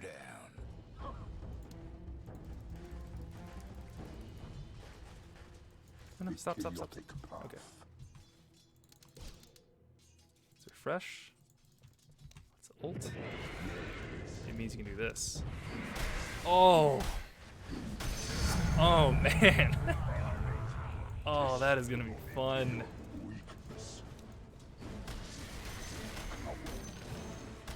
Fuck it. Okay, alright. Getting ahead of ourselves again. Okay. That seems so fun. Okay. Damn. I am happy about that one. Okay, next up, Chen. I'll be honest, so my relationship with Chen has been established since Heroes of New Earth. I really liked Ophelia. She was probably my most played hero at that time. And it hurts me to see that, one, no one appreciates Chen, and two, they keep nerfing him because pro level players figured him out. I don't play him like a pro player. I play him like a pub stomper, and I feel like this wasn't great. So Holy Persuasion's minimum health was reduced, so not great already. Mana cost increased, Hand of God mana cost increased, and the talent changed from 30 XP gain to 200 health. He's so unplayable right now. At least at my level. Back in the day, it used to be you can hit level 6 pretty fast, within 7 minutes or so, just from jungling. And yeah, this might just be a counter procedure for all the neutral items. But moving on, Clinks. Base attack range reduced. Skeleton Walk now provides that coming out of invisibility for 4 seconds. So yeah, Strafe has been replaced with Death Pact, which is good. So consumes an enemy unit or blah blah blah, gains 500 health at max level, and causes your attacks to have a -5 armor debuff. If a hero dies, you gain 5 damage permanently, and Death Pact's cooldown is refreshed. Death Pact does last for 55 seconds with a cooldown of 90. Yeah. Alright. This is better Legion Commander. I like Klings a whole lot as he is. But here's the thing that gets me. Burning Army now deals 28% of your attack damage rather than 120%. And I'm wondering where that's going to be made up. Am I stupid?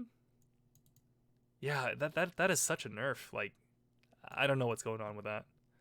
But I like this though. +5 damage permanently. I love stat gain from kills. So nice. Clockwork. Oh, okay, I gotta test this one too.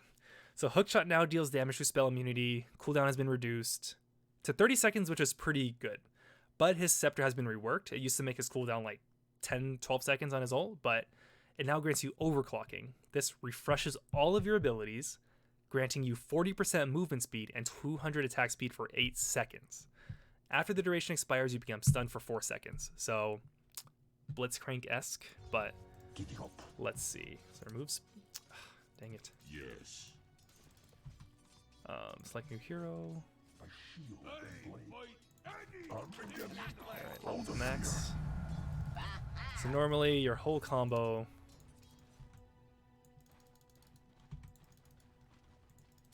should look like this. Oh my god, I'm out in the trees. Ooh, I'm so good at Clockwork. You do this, you do this, you do that, and then you do that.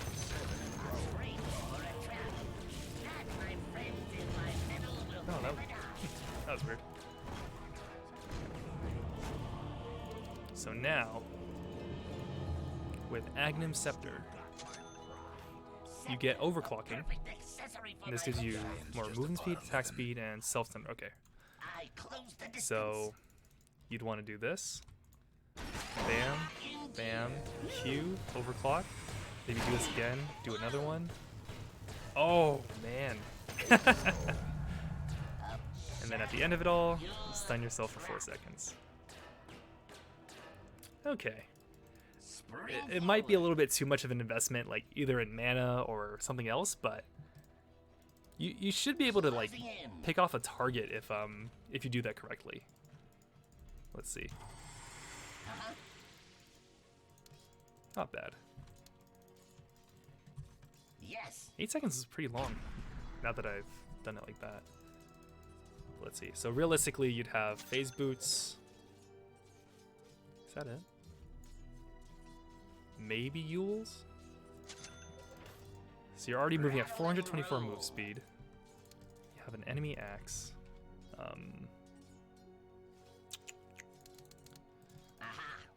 So let's say even you're just doing this.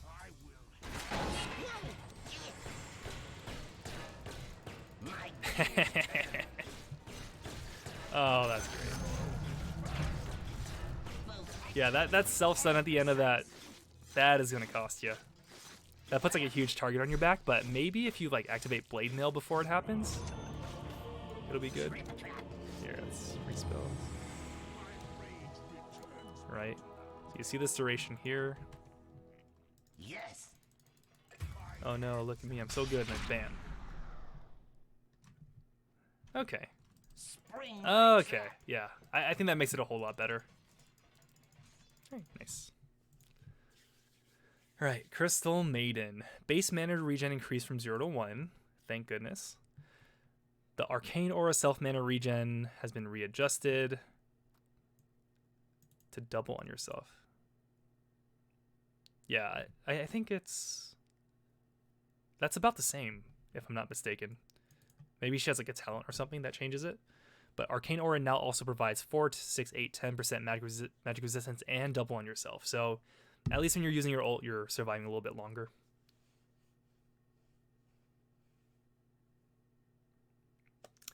Yeah, KR. Overall, I think it was buffed because... Here. Where's my old calculator? Sorry, so the comment was Bane's Brain Sap was overall buffed, is what I had said. So my logic was, before it only used to do 300 damage, 300 pure damage. So you're doing 300 damage all around. And in theory, now that it has been increased to 400, the typical mana or the typical magic resist that you start off with is 25%. So you're only dealing 75% of this. Oh, so it's the same, but then you also gain more because of strength. Okay, you're right. Good catch. All right, I'm stupid. Man, this exhaustion is getting to me. Good catch, though. Let's see. Where am I at? Yeah. Since Brain Sap isn't pure anymore, it works off of magic resist, but... Okay. Dark Seer. Vacuum now works against invulnerable / sleeping targets, so Naga Siren and Bane. And the Rework Scepter now reduces Vacuum's cooldown to 12 seconds and doubles the width of Wall of Replica. And just because I need to see how big that is. Some assembly out of tolerance. Where is that? Here it is. Exceptional scepter. Oh my. Jeez. Where this road ends. Also totally forgot this was vector targeting. Let's refresh that. Damn. Yeah, you're definitely catching people, especially if they try to like run. So then you can just vacuum them back. Nice. Finally, a non-nerf to Darkseer. It has been pretty suffering over the past year or two. Okay, Dark Willow. Bedlam damage increased. That is the biggest oversight I've ever seen. Dazzle. Scepter reworked. Shadow Wave bounce increased by 3 and the bounce range by 200, and each bounce dispels the ally targets. That's pretty big. His old one was so situational. It was the Shallow Grave as an AoE, and now it's not so bad.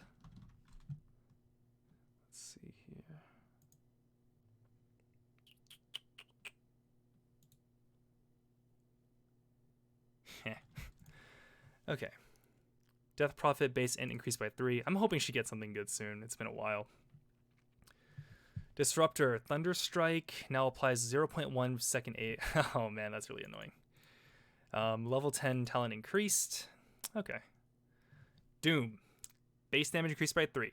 Devour max level creep rescaled. Oh, no, that's good. That's good. That's a buff. Devour cooldown rescaled to 70. Gold bonus rescaled. Okay. Digest duration now matches the cooldown rather than 80. Scorch Earth duration rescaled. Scorched Earth speed increased. Scorched Earth damage rescaled. Infernal Blade base damage rescaled from 25 to blah blah blah. And the Scepter now increases the stun duration to 1.75 seconds and plus 2 second DPS duration, and it applies break. I think that is annoying. I mean, man, Doom has such an issue existing as a hero because he just hasn't like filled up like any good niches, but maybe this will change things. So let's level to max. Pick up the eggs. Is it on a 2 second? No, it's on a 4 second cooldown. Man, if that were 2 seconds. Bam. Walk around for a little bit. Oh, that break duration too. Yes. Okay. And I think with Octarine that you might pick up on him, that would change things for the better. 2.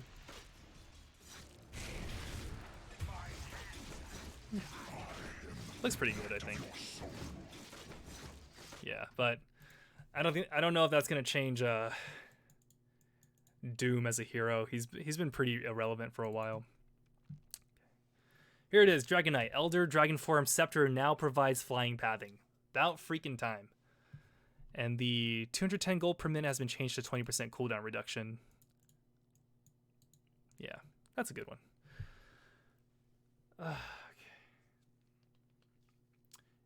Yeah, if it would be a perma break if you can keep on the same target, which I think you should. It doesn't seem like, reasonably, it should be good. Yeah, that Devour thing, I'm not sure. I think it's an overall. It's just different. It might be a nerf overall, though. Yeah, because you're getting twice the gold, but it's at less than twice the cooldown. So, depends on how you see it. I think it's fine. It's nothing to rack my brain about at this time of the night. Drow Ranger. Agility reduced. Frost arrows now do 5, 10, 15, 20 damage, which is pretty big early game. Frost arrows no longer last 7 seconds on creeps. Gust max knockback distance increased. Precision aura has been replaced with multi-shot. Channels for up to 1.75 seconds, and during that time, it releases a flurry of arrows. Releases 12 arrows total over 3 waves. Oh man, that's just Ash. Arrows deal that much, and this is Ash. Oh man. Dota really is becoming League of Legends. Every patch it just gets a little bit closer. Marksmanship no longer instantly kills creeps. Okay, that's going to slow down her farm a lot. The proc damage is now 40, 50, 60. Marksmanship now also provides agility bonus to you and nearby ranged heroes. So, yeah, her functionality is still pretty good for ranged. It's actually a little bit closer before they reworked her. Yeah, let me see what Flurry looks like. There you are. Everyone's new waifu. Drow Ranger.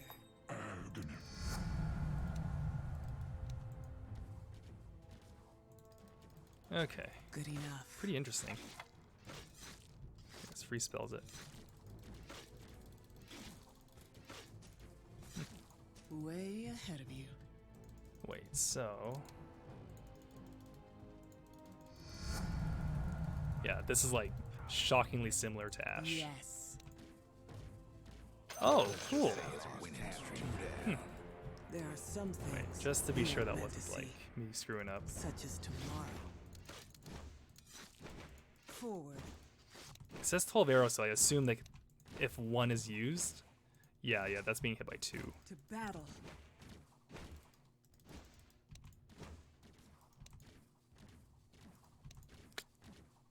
Okay, yeah. So I go it in can be body silence. blocked. It's like a projectile.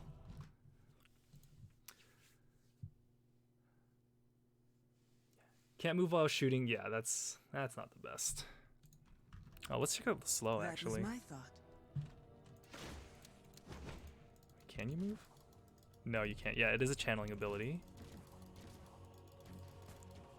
Ooh, okay. I like how they designed it. Like, no matter what happens, you will be hit by My bow is the drawn. arrow. So if you're here and you move left to right, you get hit by it.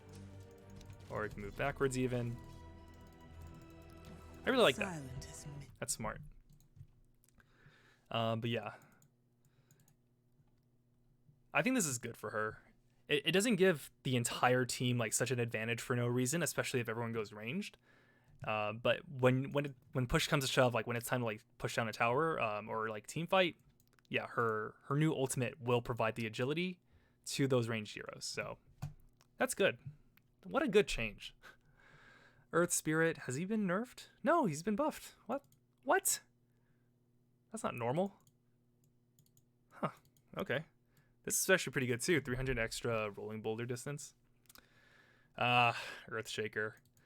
Enchant Totem's leap duration has been increased, so he takes longer to hop. And it will be interrupted now if you're stunned or rooted. So yeah, I guess that was the biggest issue before. He would be able to jump and like kind of land wherever he wanted and he'd be okay. And still stunned, so now he's interrupted. And Enchant Totem now provides 75 attack range. Oh, thank God. For a lot of these, I'll be honest, I had to make some updates to my videos, but this one should be good, and he is my most recent, so lucked out on that one. Elder Titan. Earth Splitter now is okay. Scepter has been reworked. Now grants you spell immunity when an astral spirit returns to you, based on the number of heroes hit, 2 seconds per hero. So, yeah, pretty much a BKB, like a max level BKB every time you use it. That doesn't seem game changing, but definitely a buff over his old one. It was kind of boring before, but this one promotes, better play with astral spirits, which I would argue is more of a signature spell than his ult. Ember Spirit. Nothing crazy. Alright, so Enchantress. Impetus is now a basic ability. Does 20% damage at max level, 0 cooldown. No longer pierces spell immunity. Doesn't matter. Enchant can now only control 1 unit. That kind of sucks. And it can't target an already enchanted unit. Oh, so you have to like actually cycle out your creeps every time. But they do get an extra 1200 health and 70 damage and fully heals it. And Untouchable is her new ultimate. It reduces attack speeds. And Scepter has been reworked and grants Sproink, moving you backwards 400 units and disjointing projectiles. Cooldown of 3, holy moly. Alright, we gotta test that one. I quiver with anticipation. She's Intelligence, so she's at the bottom. What an enchanting day for battle. Give you a ward. Skip Okay. ahead. So now Impetus is doing that. Okay. Oh, Untouchable's a passive. Wow. Oh, so it's the same. It just With moved it over to her skipping ult, grace. which is actually what happened before Impetus was her ult. But more importantly, Aghanim Scepter. Scepter. So here you are. 164. You sproink back. Yeah, okay, nice. It's a hop, skip, and a Nice. jump. That looks so wacky. Sproink. I bet hopping backwards is gonna mess people up. That's not the way that does are supposed to Sproink. go. Especially since there's that Yes. Heroes of the Storm unit who's also like a dryad, and she actually jumps forward. Sproink. can't remember her name at the moment, but Spoink. wait, how far can we do this? So we want this, yeah. Foraging. So you go right. After Spoink. Can I do that? Spoink. Wait. Spoink. God, why is that so difficult to do? Maybe I'm just an idiot. Spoink. Yeah. Oh yes. Okay, okay. I figured it out. Nimbly I go. Spoink. Very good. Dancing on. Let's try it one more time. Oops. Spoink.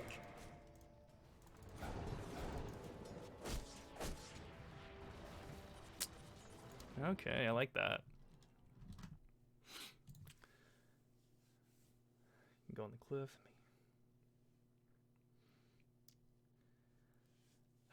Yeah, her old eggs. I don't know. With this, it gives her like some kind of a some escape, and it synergizes really well with her ult. So I think this one's pretty good. It also disjoints projectile, so there's that too. Only on a 3-second cooldown even. Not bad. Alright, Midnight Pulse has been changed from pure to magical, but it has been increased to 7%. And we get Eidolon's attack range increased at level 10. Which could be good if you choose to go the route where he creates a whole bunch of Eidolons. Oh yeah, Faceless Void, okay.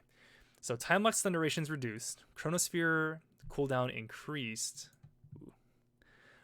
Talent reduced, whatever. Time Lock now deals damage through spell immunity, and Scepter has been reworked. Now applies a Time Lock proc on all units at the destination of Time Lock within 250 AoE.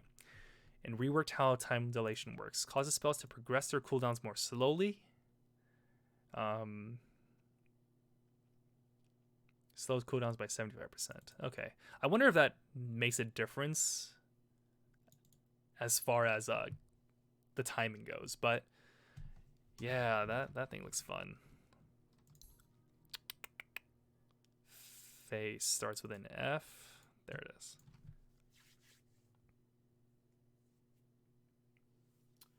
Breath 9, to answer your question, my next video is Forgotten Heroes Part 2. I am the Elder One. And since, alright, you guys have been with me for a while, Gambler is in it, so please look forward to that. Everybody gets in. But I realize that including Gambler in a video called Forgotten Heroes is ironic. A path Okay. foreseen. So his new scepter makes Time Walk use Time Lock. Alright, so what's that look like? Scepter. I'm here. Ooh. It's Oh, not that's time good. yet. That is good. Face forward. Oh man, this makes Time Walk, Portents ahead. just initiation with Faceless Void in general is so much like more interesting. Entombed by time. Too down. My path unflamed. Let's add more to this. So we're not just going to do that. What's a good Faceless Void to have? He usually has Mjolnir. He probably has an MKB. Yeah, okay, let's just stick with those two for now. The So you go march in. of time. Oh man. Oh, that's gonna be so fun. It's like everyone can see it. It's not gonna like kill everyone, but there's gonna be really good procs, and it's gonna make everyone very angry. Shall be. Nothing happened there, but oh man, that is so Death cool. foretold.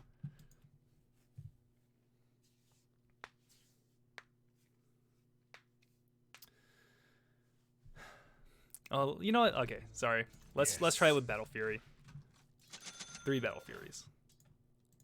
3 whole ass Battle Furies. Yes. Let's refresh. All right. A path foreseen.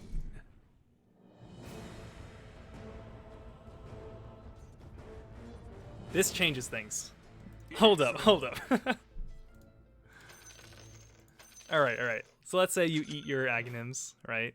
Let's go 100% 6B Furies.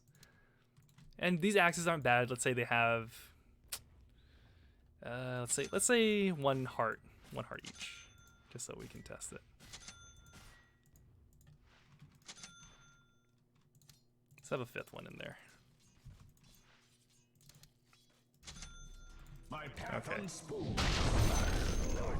What? What? Oh no! Faceless Void is still busted! Someone tell Ice Frog! What was that? The march of Holy moly. Okay. Let's say with 2 hearts. Because if you're level 30, you know, the game's been going on for a while. You just get that passive gold per minute. Alright. Does that still do it? flows. Oh my god.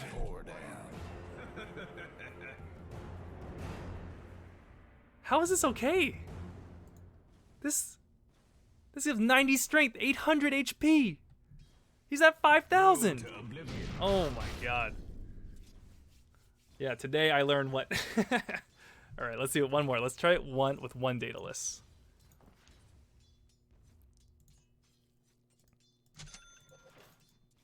I think that might actually make this do less damage, but all right, that's what we're here for. That's what we have the lab for. Such a pain. All right, here's with Daedalus. It shall be. Yeah, okay. Face forward. It's only because of the splash damage that B Fury, like, just stacking it infinitely was so much better. But maybe, just maybe, if I do all Daedaluses instead. Daedali. 2 and did that do anything? Road to oblivion. That actually did less. Okay. Yeah. This has happened before. Like when Tricks of the Trade on Ricky came out the first time, all you had to do was stack B Furies and it would do that every time. So, all right, all 100 of you guys have seen it. That's how you play Void this patch. Oh my god, that was nasty. Oh, that's pretty fun. Oh yeah, that Magnus Void. All right, you guys got a whole bunch of theory crafting. I've just put in the comments after I post the video. Okay, moving on. Grimstroke. Nothing big. Gyrocopter now prioritizes the furthest away for its scepter. All right, Burning Spears now cost 4% of Huskar's max health instead of a fixed 15, which is a lot. But I guess gets him to where he needs to be. The slow duration from Life Break reduced, and it now deals damage through spell immunity. Oh, and the Scepter now taunts the enemy for 2.5 seconds. What's its cooldown at? Here I come. Face your doom. Because at that point, I would argue his old Ags was better because it put it on such a low cooldown. It's 12 seconds now. It used to be like... No. That's fine. For the greater good. But yeah, now that it taunts, it can make for some pretty fun gameplay situations. Oops. Oh, come to me. Wait, is that his taunt?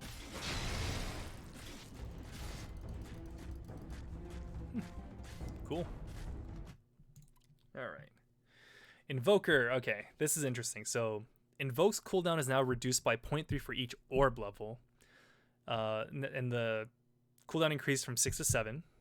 Invoke no longer benefits from Scepter. Scepter now adds Cataclysm to Sunstrike. Cataclysm is still a really good spell, but I'm curious about his Invoke stuff. So,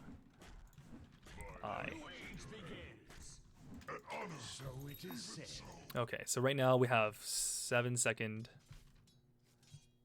And now it's 6 points. Okay, so it really is each level takes away 0.3. So here, let's just do it one at a time. 4.3. Level 20, how much that reduce it to? Okay. Yeah, so we're still looking at 0.7 seconds for Invoke, which is a nerf, I guess, to the top tier Invoker players of the Earth. I'm certainly not one of them, so I'm fine with that. Okay, IO. Tether now slows enemies. Overcharge cooldown reduced, whatever. Overcharge now provides max HP regen instead of damage reduction. Still provides attack speed. That's actually pretty cool. And all these talents changed. Oh no, they took away his slow. Damn. Well, Ano's just gonna have to find another one for TI-10. Drakiro strength increase, nothing. Okay, Will-O-Wisp's cast range has been reduced slightly. Blinding Light's cast range has been reduced. Yeah, Keeper of the Light will still be a problem. I don't see this being too big of a nerf. All right, Kunkka has a new scepter, and I actually don't remember what it used to do, but it now does Torrent Storm, so it causes visible torrents. Okay, this is actually pretty fun to look at. I clearly need more water. I am dying out here. Where'd he go?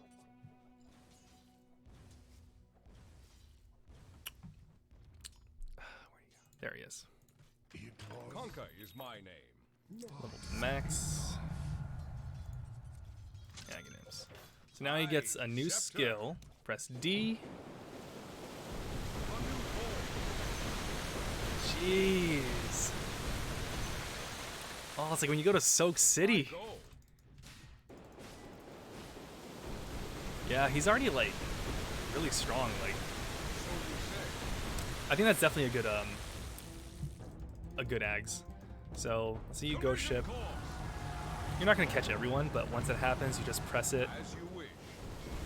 Oh man, oh that creates like this huge like screen wide death zone. Cool. Damn, 2 hours. If we can get one more like, it'll go to 69. That's all I need from you guys. Okay. Legion Commander, nothing. Leshrac, nothing. Sinister. Oh, hey, Sinister Gaze now drains mana of their current mana back to you, and the Scepter now is a 400 AOE ability, and his unlimited bounces has moved to a talent. That is so great. Lich really is gonna have yo mana. Man, that makes Sinister Gaze so much better of an ability. Yeah, because it hits their current mana. Oh, the Kunkka follows you? Or the Axe? Yeah, let's try like from here. Set my Oop-de-doo. Ooh, that's mean. I change tax. Damn.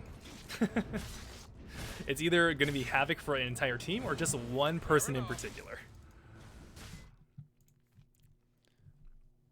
Okay. All right, Lifestealer has a whole bunch of crap. Where do I start? Okay. Rage no longer increases attack speed, but that's fine because Feast now passively provides up to 60 attack speed. Rage now instead provides 15% movement speed. Open Wounds' lifesteal has been reduced. Feast no longer deals damage based on the target's max health, but it does provide 3% lifesteal based on the target's max health. Okay, so he's more of just like a straight up auto attacker. I think he shreds tanks a little bit less, which kind of sucks, but Infest now automatically takes over the control of the target when it's allowed. Infested heroes have a bonus movement speed, and creeps have blah blah blah, and they also have bonus health. Oh, and Infest now heals. Okay, yeah, Infest is so much better now. Before it just didn't feel like impactful. That's always been my big deal with it. But now that it gives your host movement speed, it gets his job done a lot faster. and they also get a little bit tankier. So in a pinch, you can even like save an ally. You can heal yourself for a good amount per second.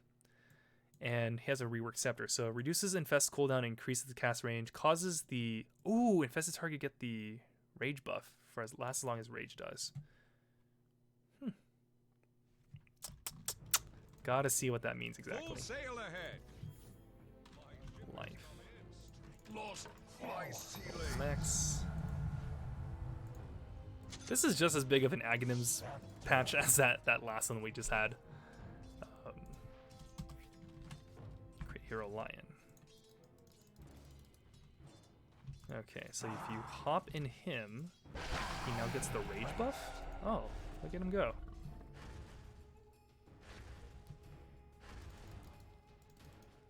Okay, so it's just for as long as that duration, and then let's pop out, and that's 8 seconds. Okay, so 8 seconds when you come in, so you can use this as like to save an ally or something, just because they'll have extra movement speed, extra attack speed, I guess, but that spell immunity is pretty huge. Okay, cool.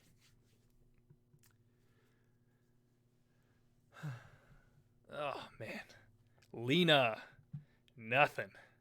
Mana drain slow on Lion, nothing. Oh, okay. I put this off because I was like really tired at work and I couldn't like read it. So here's me, more tired, trying to make sense of this.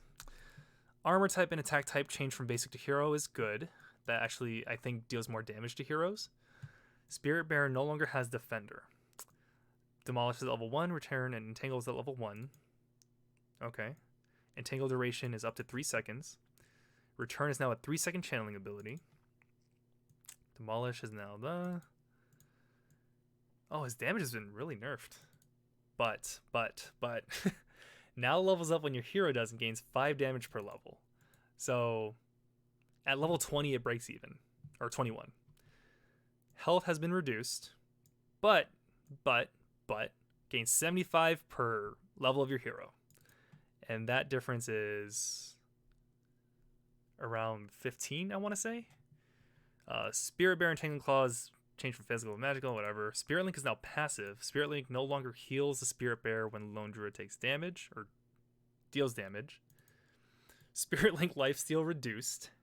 Spirit Link attack speed reduced. Reworked True Form. 100 cooldown. Transforms into a melee bear. Gains this much. Gains that much. Grants your Spirit Bears Entangling Roots... Oh, damn. This is good.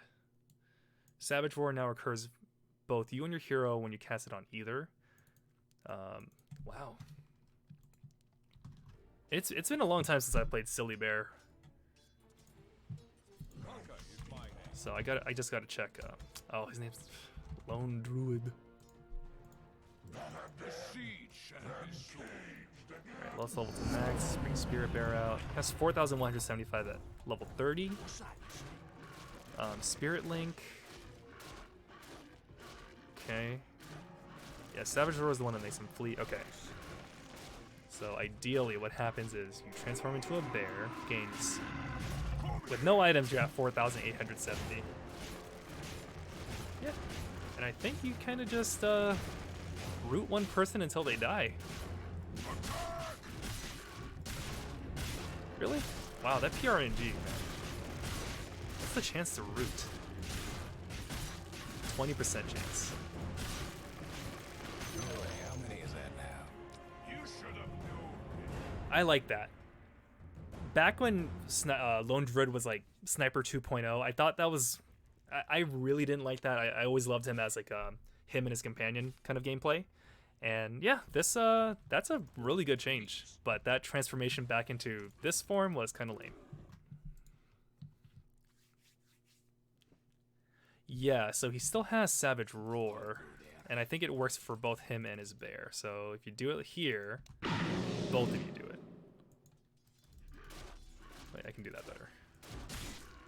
Yeah, if you do it like this, both the bear and Scylla do it.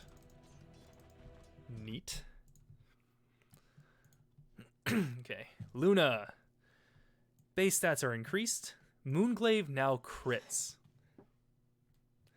And Lunar Blessing has been reworked, so it now provides allied player units extra attack damage and armor bonus, and gives Luna night vision as she's always had.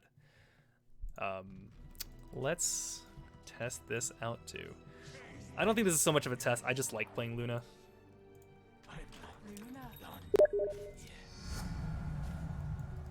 Oh, that's my friend. Oh no. Crap. It's been a long time since I've spoken on Steam Chat.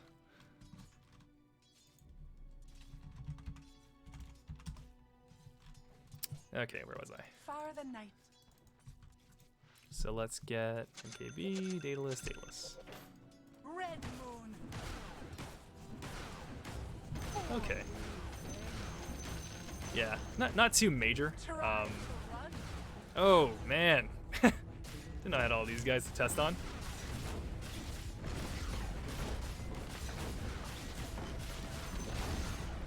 The other fellas lost. Not bad. Stick it to him. Sure, let's get more attack speed in there.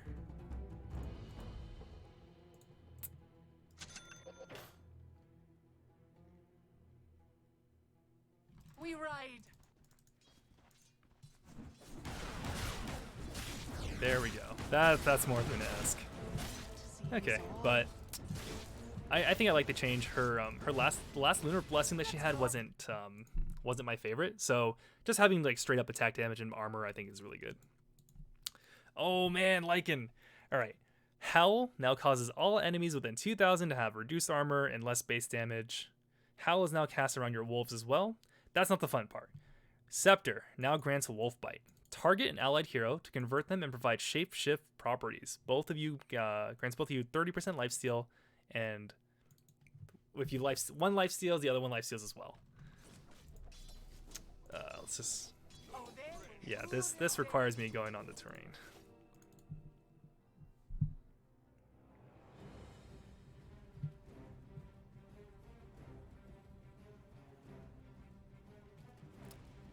Oh, more people are joining this view this stream. I'm sure a lot of people have just hopped in. This is my first time doing this in like 8 years, so I'm very unfamiliar with the etiquette and everything. Where's Lycan? But right now we're on Lycan. So his thing grants his ultimate to an ally basically. And let's create the hero Lion. Ult max. Level up 30.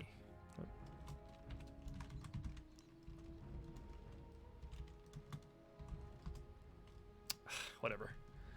Alright, the important bit is I can do this. And then I can do this. Now we have just two. Couple of fur buddies. It looks like they still retain their like. Yeah, they retain their own stats. So, oh man, yeah, you'll want to put this on like a carry or something.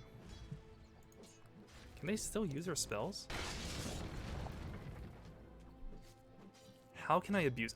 Oh man, wait.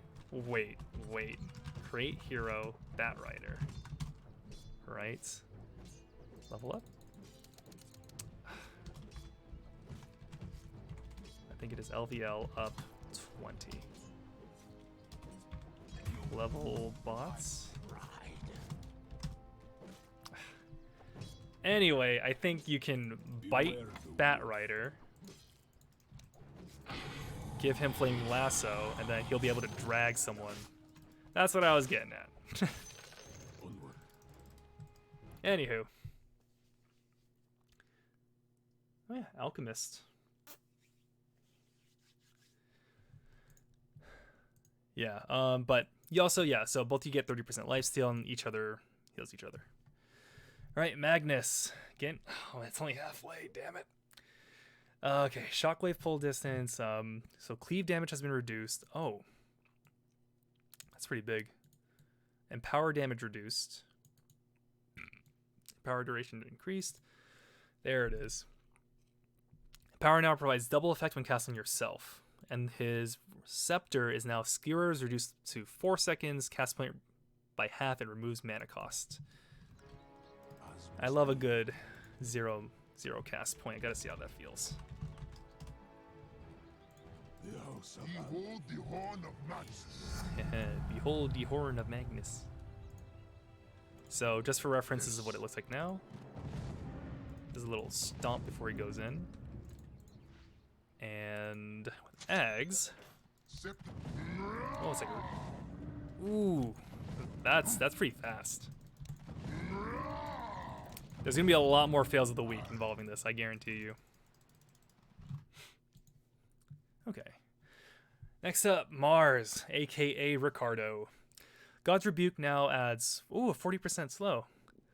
Bulwark can be toggled on, putting your weapon away and causing you to face a direction. Your movement speed will be slower, but 70% of projectiles will be directed towards you instead of your allies. Only affects projectiles. Okay. All right, let's go back into this stuff. My horn is sharp. My pike is sharper still. It was like Mars.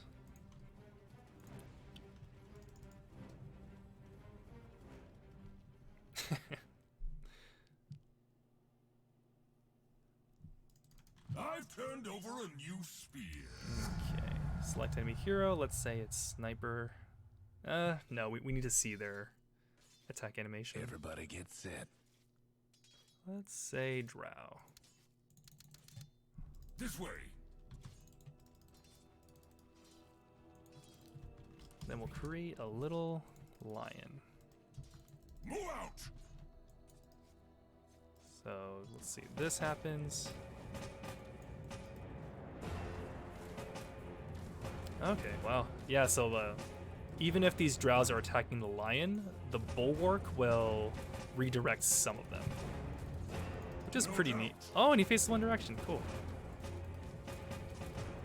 Oh, it's like a reverse shmup. You want to get hit, then you just put it away. So if you do it up, can you? Okay, yeah. If you have it active, you can't attack. So that's the trade-off. But you can use spells. Weird interaction, but cool nonetheless. Okay, Medusa. Okay, so Mystic Snake now applies a 30% move speed slow and a 50% turn rate slow, which is really good synergy with her ult. It no longer steals mana from enemies, but it still provides it for you. So, still good. And everything else is like whatever. Nothing happened to Meepo, thank God. Mirana's Sacred Arrow max stun duration rescaled from 5 to blah, blah, blah, blah, blah. So, less useful early on where she's like the most dangerous. And 3.5, it's still a pretty long duration, but it's not going to be the decision maker. Monkey King, nothing. Morphling.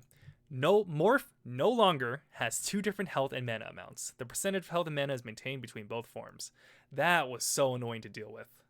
So I'm glad that they nerfed that part of him. Morph now provides the 50% mana cost reduction as a base feature. So yeah, Shotgun Morph is still very viable, but him being tricky is it's being tamed. Naga Siren. How's my hair? God, I feel like this light is killing it. Naga Siren's agility gain reduced. Ensnare's cooldown has increased. That sucks. Prophet buffed. Necrophos, Heartstopper Aura. Okay, Scepter has been reworked, so now reduces Ghost Shroud's cooldown to 10 seconds and causes Heartstopper to deal twice as much while the Shroud is active. This doesn't seem all that great, I don't think. It just... Okay, so to see its effectiveness, how long is Necrophos' cooldown now? It's 16 seconds, so it reduces its cooldown by 6 seconds, and it doubles Heartstopper Aura, so 4%. That's not that great. I mean, yeah, he's like more of a prolonged fighter, so maybe that could help Yeah, I'm not a fan of it. I get that he can't be strong because he's been such a problem in the past, but that's kind of a shame. Unless I'm seeing something totally here. Yeah, so you can increase Heartstopper's aura, or you can do Heartstopper's regen reduction. Not a fan. Oh man, Night Stalker. He keeps getting the banhammer. I think this is gonna be like the final nail in the coffin. So Void's the Scepter Void no longer reduces cooldown. So it goes from, prior to this, it was from 8 seconds until like 4 or 5 seconds at max. So it was really effective at just taking down a lot of people, canceling TPs, that sort of thing. But now that it's at 8 seconds, that actually matters a whole lot. Your targets can run away. If you use it early, they can, just TP out of there. The stun duration has been reduced, but that doesn't really matter. But yeah, that is huge. Nyx Assassin somehow more fast than before. Ogre Magi. Yeah, I like this one. Ignite. Hitting an already affected unit now adds to the duration rather than just refreshing it. So, yeah. He's already annoying. He's going to be way worse. Nothing happened to Omni Knight. Oracle. Fortune's End's cast range is increased by 800, AoE by 150, and causes half of the root duration to be a stun. I don't think this is as good as Purifying Flames having pretty much a zero cooldown, because the cooldown for Fortune's End is actually kind of long. But we'll see. I'm sure the pros will figure it out. We'll just copy what they do. Oh yeah, Ignite multicast. That's kind of like the biggest thing for Ogre Magi. Oh god, Outworld Devourer, another rework. Okay. Damage rescaled. No longer splashes, so that sucks. No longer steals intelligence, that sucks. Equilibrium has been replaced with Essence Flux. Gives you a chance to... Can be activated for 6 seconds to cause all damage you deal to slow the enemy move. Okay. Alright, so now it's kind of like a mix between those two skills. Eclipse... What? Eclipse no longer deals damage based on the intelligence difference, no longer drains mana, now has base damage, now deals the difference between that and their max mana. Okay.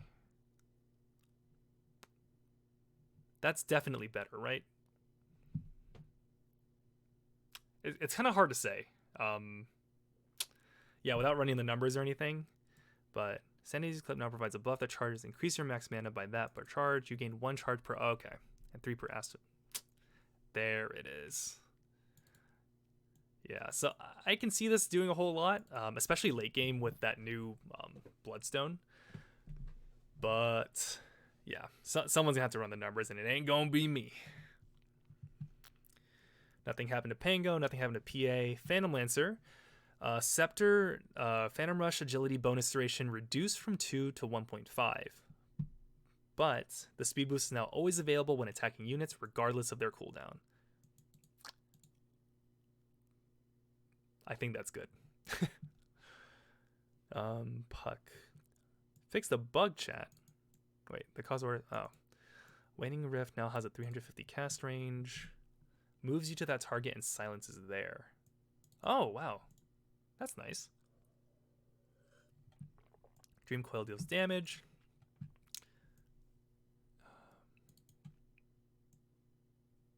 Ooh. I guess that's enabling his carry build a little bit earlier. So level 10 phase shift attacks immediately launches 1 attack on phase shift cast at units within attack range plus 200. Yep, that's a test. Step into the ring. Where'd you go? My pustules! So as Puck, you're gonna go Daedalus, Desolator, maybe MKB. So if you do... Interesting. It's not time yet. And down they all go. What's the cooldown on it? It's In my presence? 6 seconds, but it's on 3.25. Okay. After them. And his eggs, if I remember correctly, makes this That's for rapid your fire. impertinence. We are in a Interesting. Okay.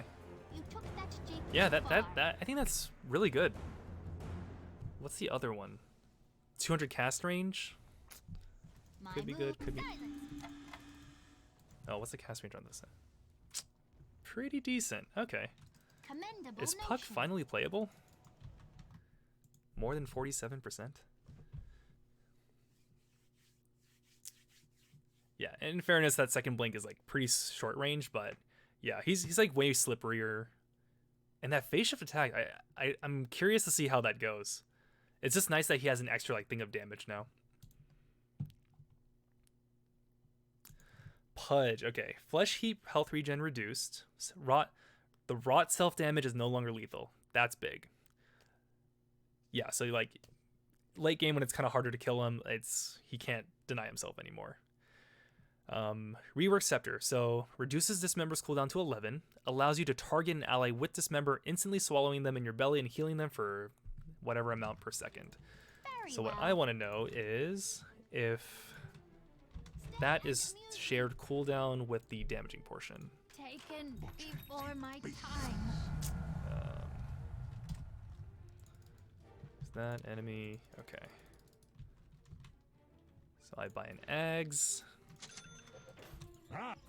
Okay, yeah, so it's either one or the other, and you'll kind of have to make that decision when the time comes. Good idea. But yeah, this is just Stitches from Heroes of the Storm.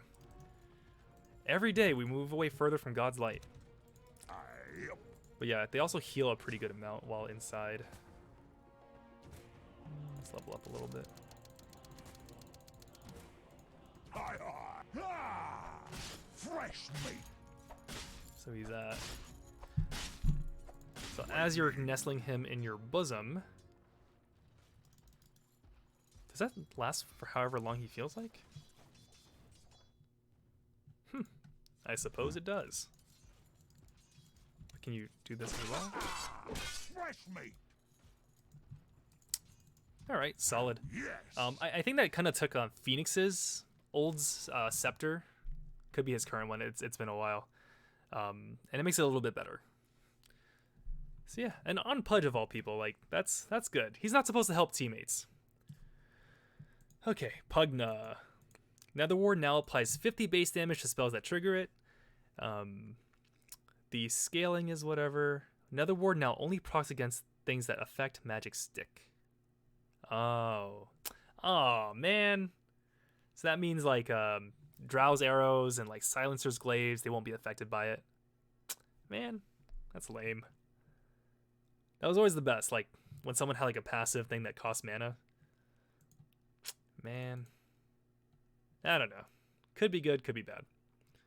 Oh, but the scaling, yeah. Okay, well, Queen of Pain, nothing happens. She needs something soon. It's been so long since I've seen her like impact anything. But Razor replaced Unstable Current with Storm Surge. Provides movement speed, has double values on your hero. Eye of the Storm now passively shocks every unit, so Unstable Currents, yeah, that has been added onto there instead. Static Link now causes Razor to continuously attack the linked target. You cannot attack other targets during this time. Your attack happens automatically while you're moving without interruption, as long as it's legal to attack. That is so good. And that's kind of what you were doing already, but now he doesn't stutter step as you're chasing the person. And I think that's going to be a difference maker. The Drain Link has been reduced. Yeah, the Static Link Drain duration has been reduced too. Yeah, I'm excited to play him again. I think that's enough to make him good. Ricky. So, my thing with Ricky, if you guys remember history of Ricky, it has a lot of views. I'm sure some of you guys remember it. I had this thing of like how many ultimates he's had in his lifetime. Gotta add another one to it. So, base damage increased. Yeah, so I'm going to go to the important one. So, Cloak and Dagger is now his ultimate. Before it was Tricks of the Trade. So, his invisibility only happens at level 6 onward. Doesn't have the health regen bonus, and then backstab damage is onto that as well. So he lost a whole lot of his early game, especially recently since he was like just pub stomping left and right. Tricks of the Trade is now a basic ability.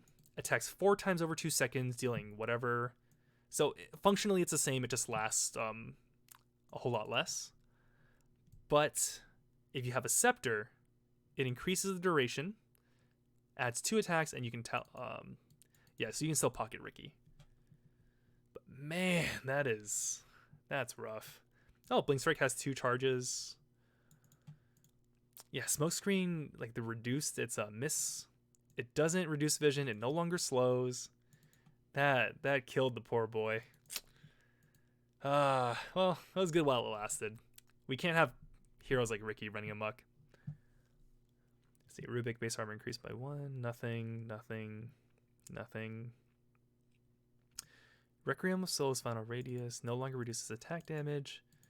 Now causes units to run away from Shadow Fiend for 0.6 seconds per wave impacted, up to 2.2 max. Does not happen on Death Requiem. So this gives him a little bit of addition as as an initiator. Not that he already wasn't, but disables him for a little bit, so that's pretty nice. All right, Shadow Shaman's war damage increased a little bit. Talent has been reduced. Okay, that's fair. I think this one was interesting. So Silencer's projectile speed reduced. Glaives of Wisdom now temporarily steals intelligence for up to 40 seconds, so it's kind of like Slark's Essence Shift.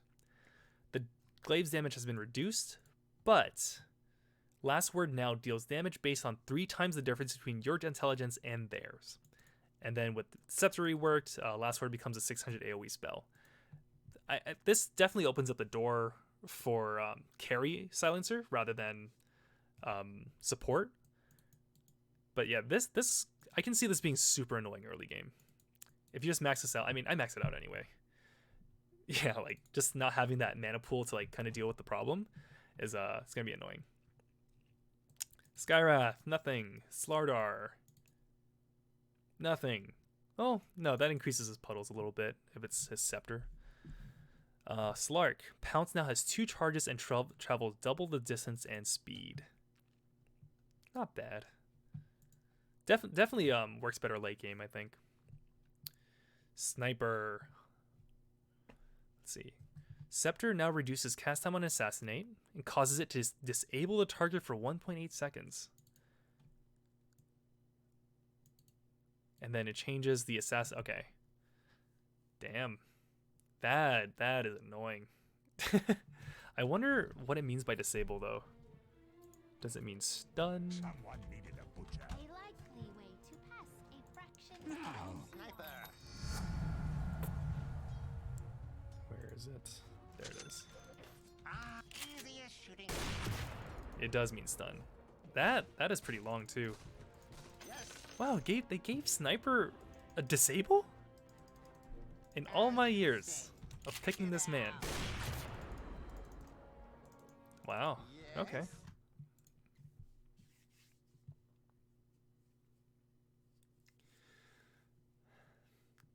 Oh, man.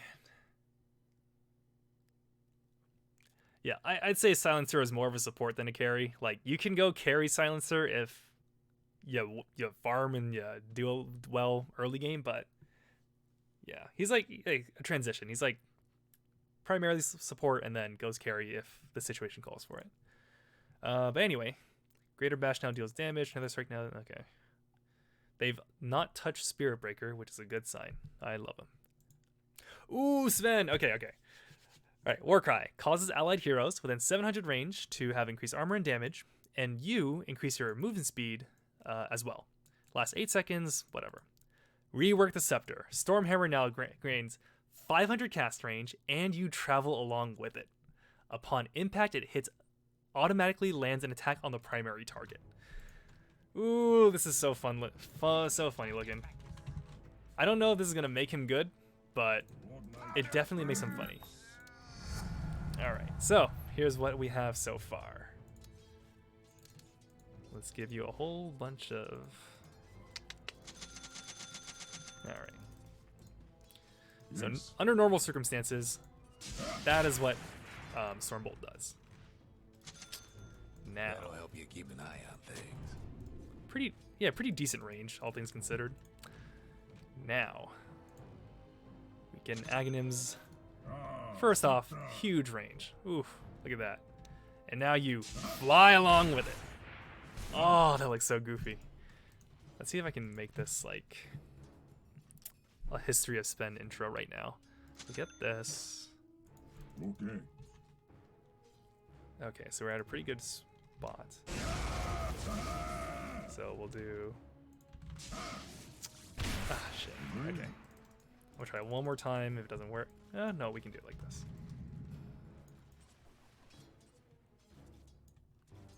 Yes. See him over there. Yeah! So you say. One more time. Just so we can make sure. Not done yet.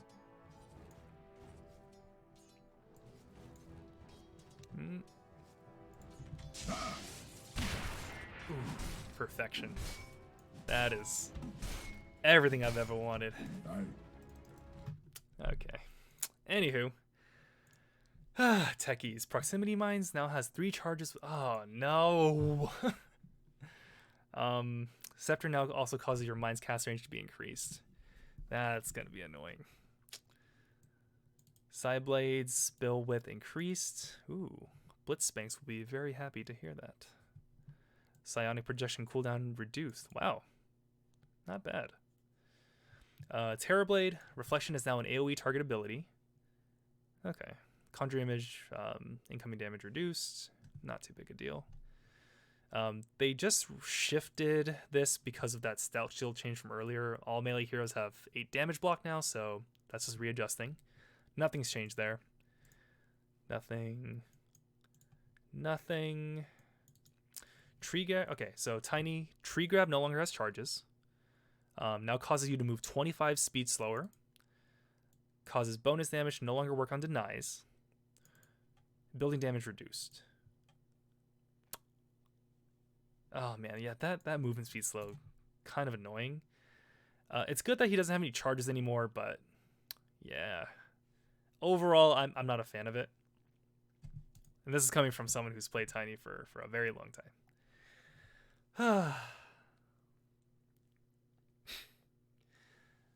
Okay, Treant Protector. And okay, more like just spilling behind the curtains here. I love Treant Protector. He's one of my favorite heroes in every position.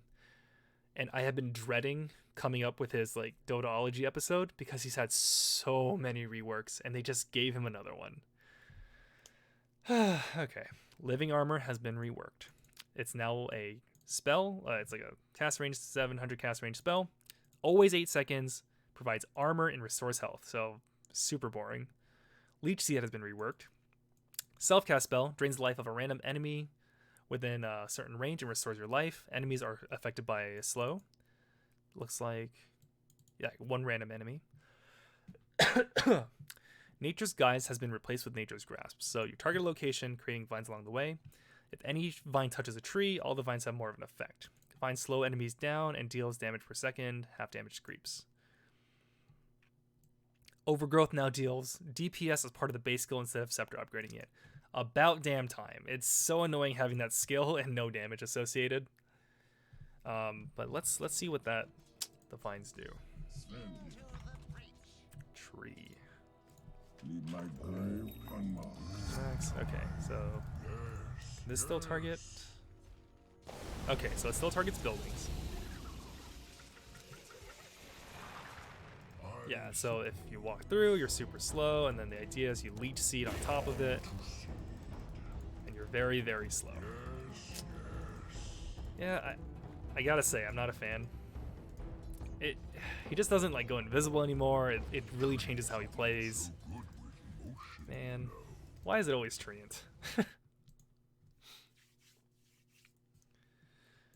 Yeah, that history of Treant video is gonna be like 30 minutes long. There's so much stuff to talk about. Okay. Gotta wrap up soon. It's getting late. Okay. Base movement speed increased. For Tusk, base HP regen increased. Walrus Kick now deals damage to spell immunity. so nothing. This does nothing. Oh, I'm getting to the end. Underlord, agility gain increased, atrophy, aura damage reduction reduced. Nothing. Undying. Okay, so Flesh Golem has been reworked. It now increases your strength by 50% at max. Your attacks now slow the enemy and deal DPS for 5 seconds.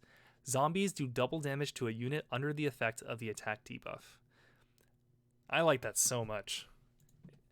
It felt kind of disjointed before, but there's like so much more purpose with Undying's new ult. So let's figure him out.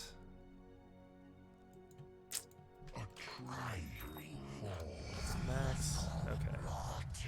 So let's get an Ags.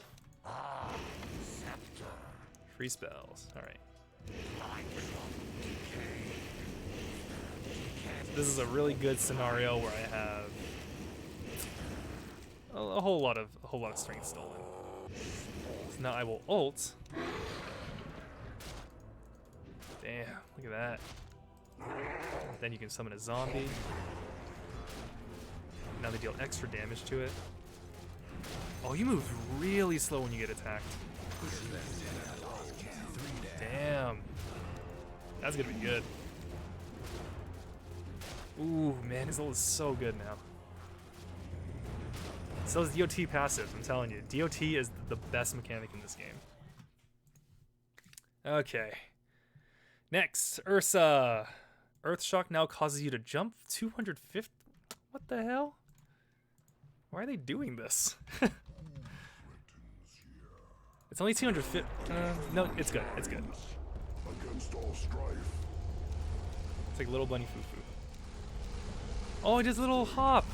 Oh, I love it. That's great. Yeah, this actually fixes his problem of Yes. well, previously if he did Earthshock it would kind of keep him in place, but now he's jumping, so he's able to catch his target a lot better. Yes. But he can't. Yeah, he has to like actually like figure that out. Not that it's too difficult, but yeah.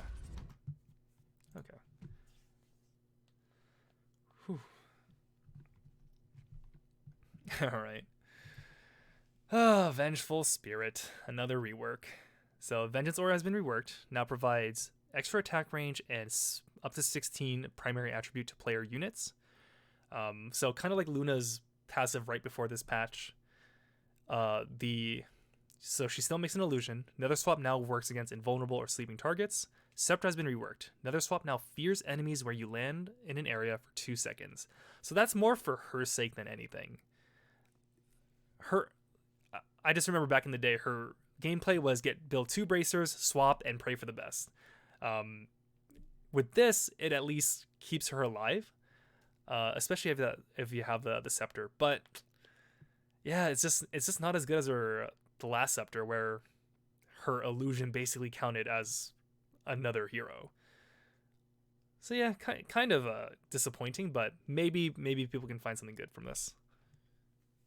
If it fears all enemies, God, I know testing this is a bad idea, but Don't let it get to you. your boy needs some sleep.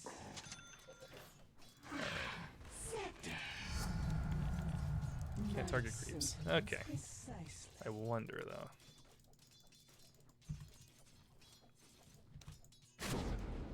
Okay, so it does affect the creeps as well. Interesting. Okay. Moving on. Venomancer's Poison Sting now reduces regeneration by 30%. Alright. By all accounts, that is nothing. That is trash. But 30% is a lot. Especially early game. So, his Poison Sting lasts a pretty good duration. I think it's like 12 to 15 seconds. And guess how long a tango lasts? Well, 12 to 15 seconds, right? So if you're able to just put one Poison Sting onto someone as they're trying to regen, you've wasted 30% of that tango. And this is like, it's okay early game, but I know late game it's going to be way better. Anyway, Viper.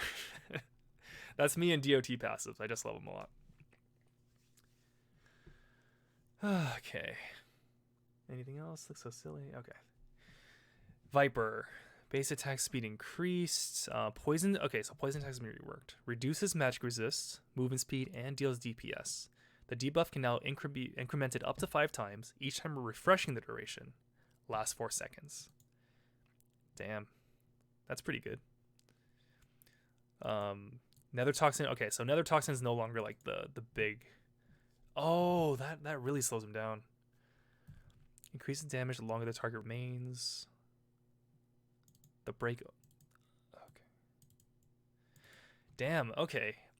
Yeah, Viper was only really good before because the magic resist combined with Nether Toxin was so strong, and now they've moved it to poison attack.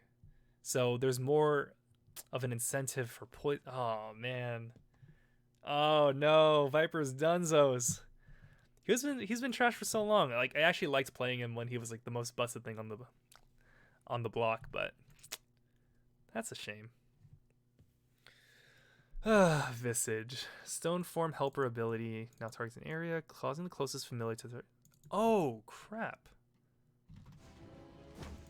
That makes Visage so much easier. So instead of the stone gargoyles dropping wherever, you can now tell them to move to a spot, and they'll drop there. That makes him so much easier. Take it or leave it, but I think that's an upgrade. Just do this. Oh no, a guy's going this way. Oh, just go from there. I mean, you still have to time it pretty well. Like, it's not super easy, but wait, closest. Okay, so it's the closest one to the zone, not the closest one to him. So if I were here trying to beat this guy up and I did this one would move. What? No, you're disproving me.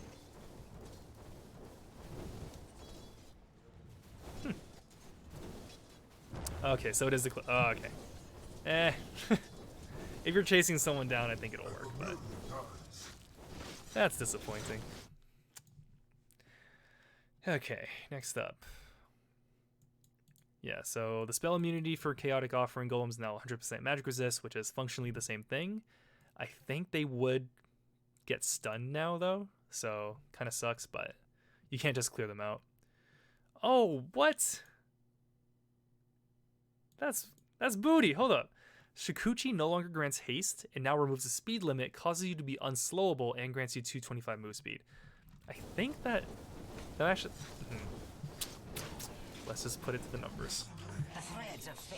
So it's 276 now, 503, which is okay. It's still pretty good. No, that's a buff. He's unslowable while he's doing this. So you have that. Let's say you're having a really good game. You have Manta. 696. Next level. Oh, you're moving. Yeah, you're moving at breakneck. Look at that. Ooh. Yes. Where is Dazzle? You can see him right there. I don't know. Now my cat is super pooped out. I think he fought another cat and lost. Okay, getting to the end here. Wind Ranger, focus fire attack speed increased from 450 to 475. Jesus Christ, does she need more? Okay, Wind Run granting invisibility has moved to 25, so that's good. Winter Wyvern no longer reduces damage on the targets from the Winter Wyvern player heroes or units. Okay. Maledict no longer pierces spell immunity. It still plays the buff and it's undispellable but has no effect. Here we go. Wraith King. Mortal Strike Skeletons damage reduced. Vampiric Aura no longer affects creeps, but... And it also has... it's reduced. But Vampiric Aura now provides 24 damage and the Lifesteal Aura for the skeletons. Overall, I think that's really good. And it's actually, so now that Vampiric Aura doesn't affect your lane creeps, you don't unnecessarily push your lane, and you kind of leave your skeletons to do that. So that's awesome. And last but not least, Zeus. Nimbus's mana cost has been increased by 50, and his level 25 talent has been reduced by 10. Kind of a wet fart to end on, but yeah, that's it. That's Outlanders. That's 7.23. So I guess, okay, so overall takeaways. Void Spirit, I still need to workshop. Snapfire seems very fun as a support. Seems like she does a lot of damage. The courier change is overall good. So be careful of bounty hunters and nature's prophets in your game.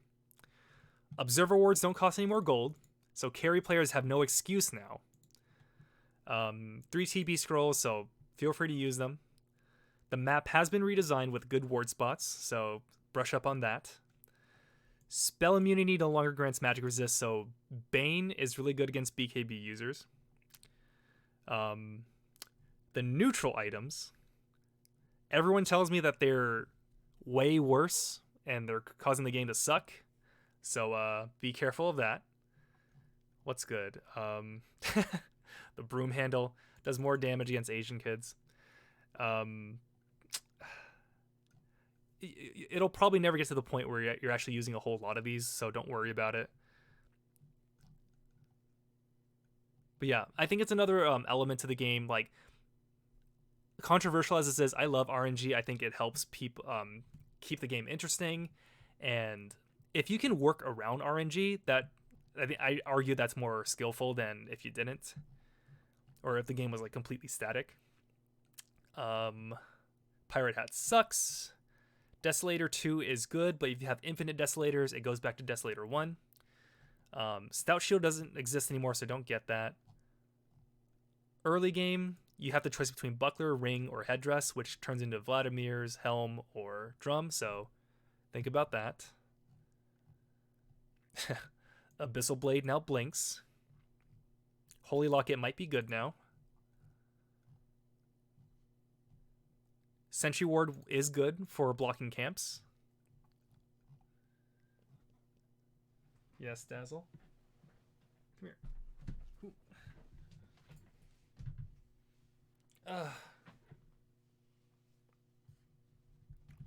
What else? Heroes that I think you should look out for. Batrider is more fun to play. Bane is now has nothing to stop him. Oh, hi Dazzle. Chaos Knight's Scepter is crazy. Clockwork Scepter is stupid. Could be good though. Dazzle, you don't want to be near the electricity, buddy. I'm gonna be very mad. Dark Willow still the biggest oversight. Doom might be good. Damn. Earthshaker and Morphling are dunzos. Enchantress's Sproink is fun. Faces Void's Scepter is fun. Yeah. Oh, like, I guess. But yeah, it's late. I am done for the night. I'll probably be finishing up the next video this week, so if you guys care about that kind of thing, look forward to that. Otherwise, tell your friends about me. Subscribe and all that other stuff. Yeah. That's all I've got. I am deliriously tired, so thank you so much, all you guys. And again, first time doing this, don't know how to end these, so good night.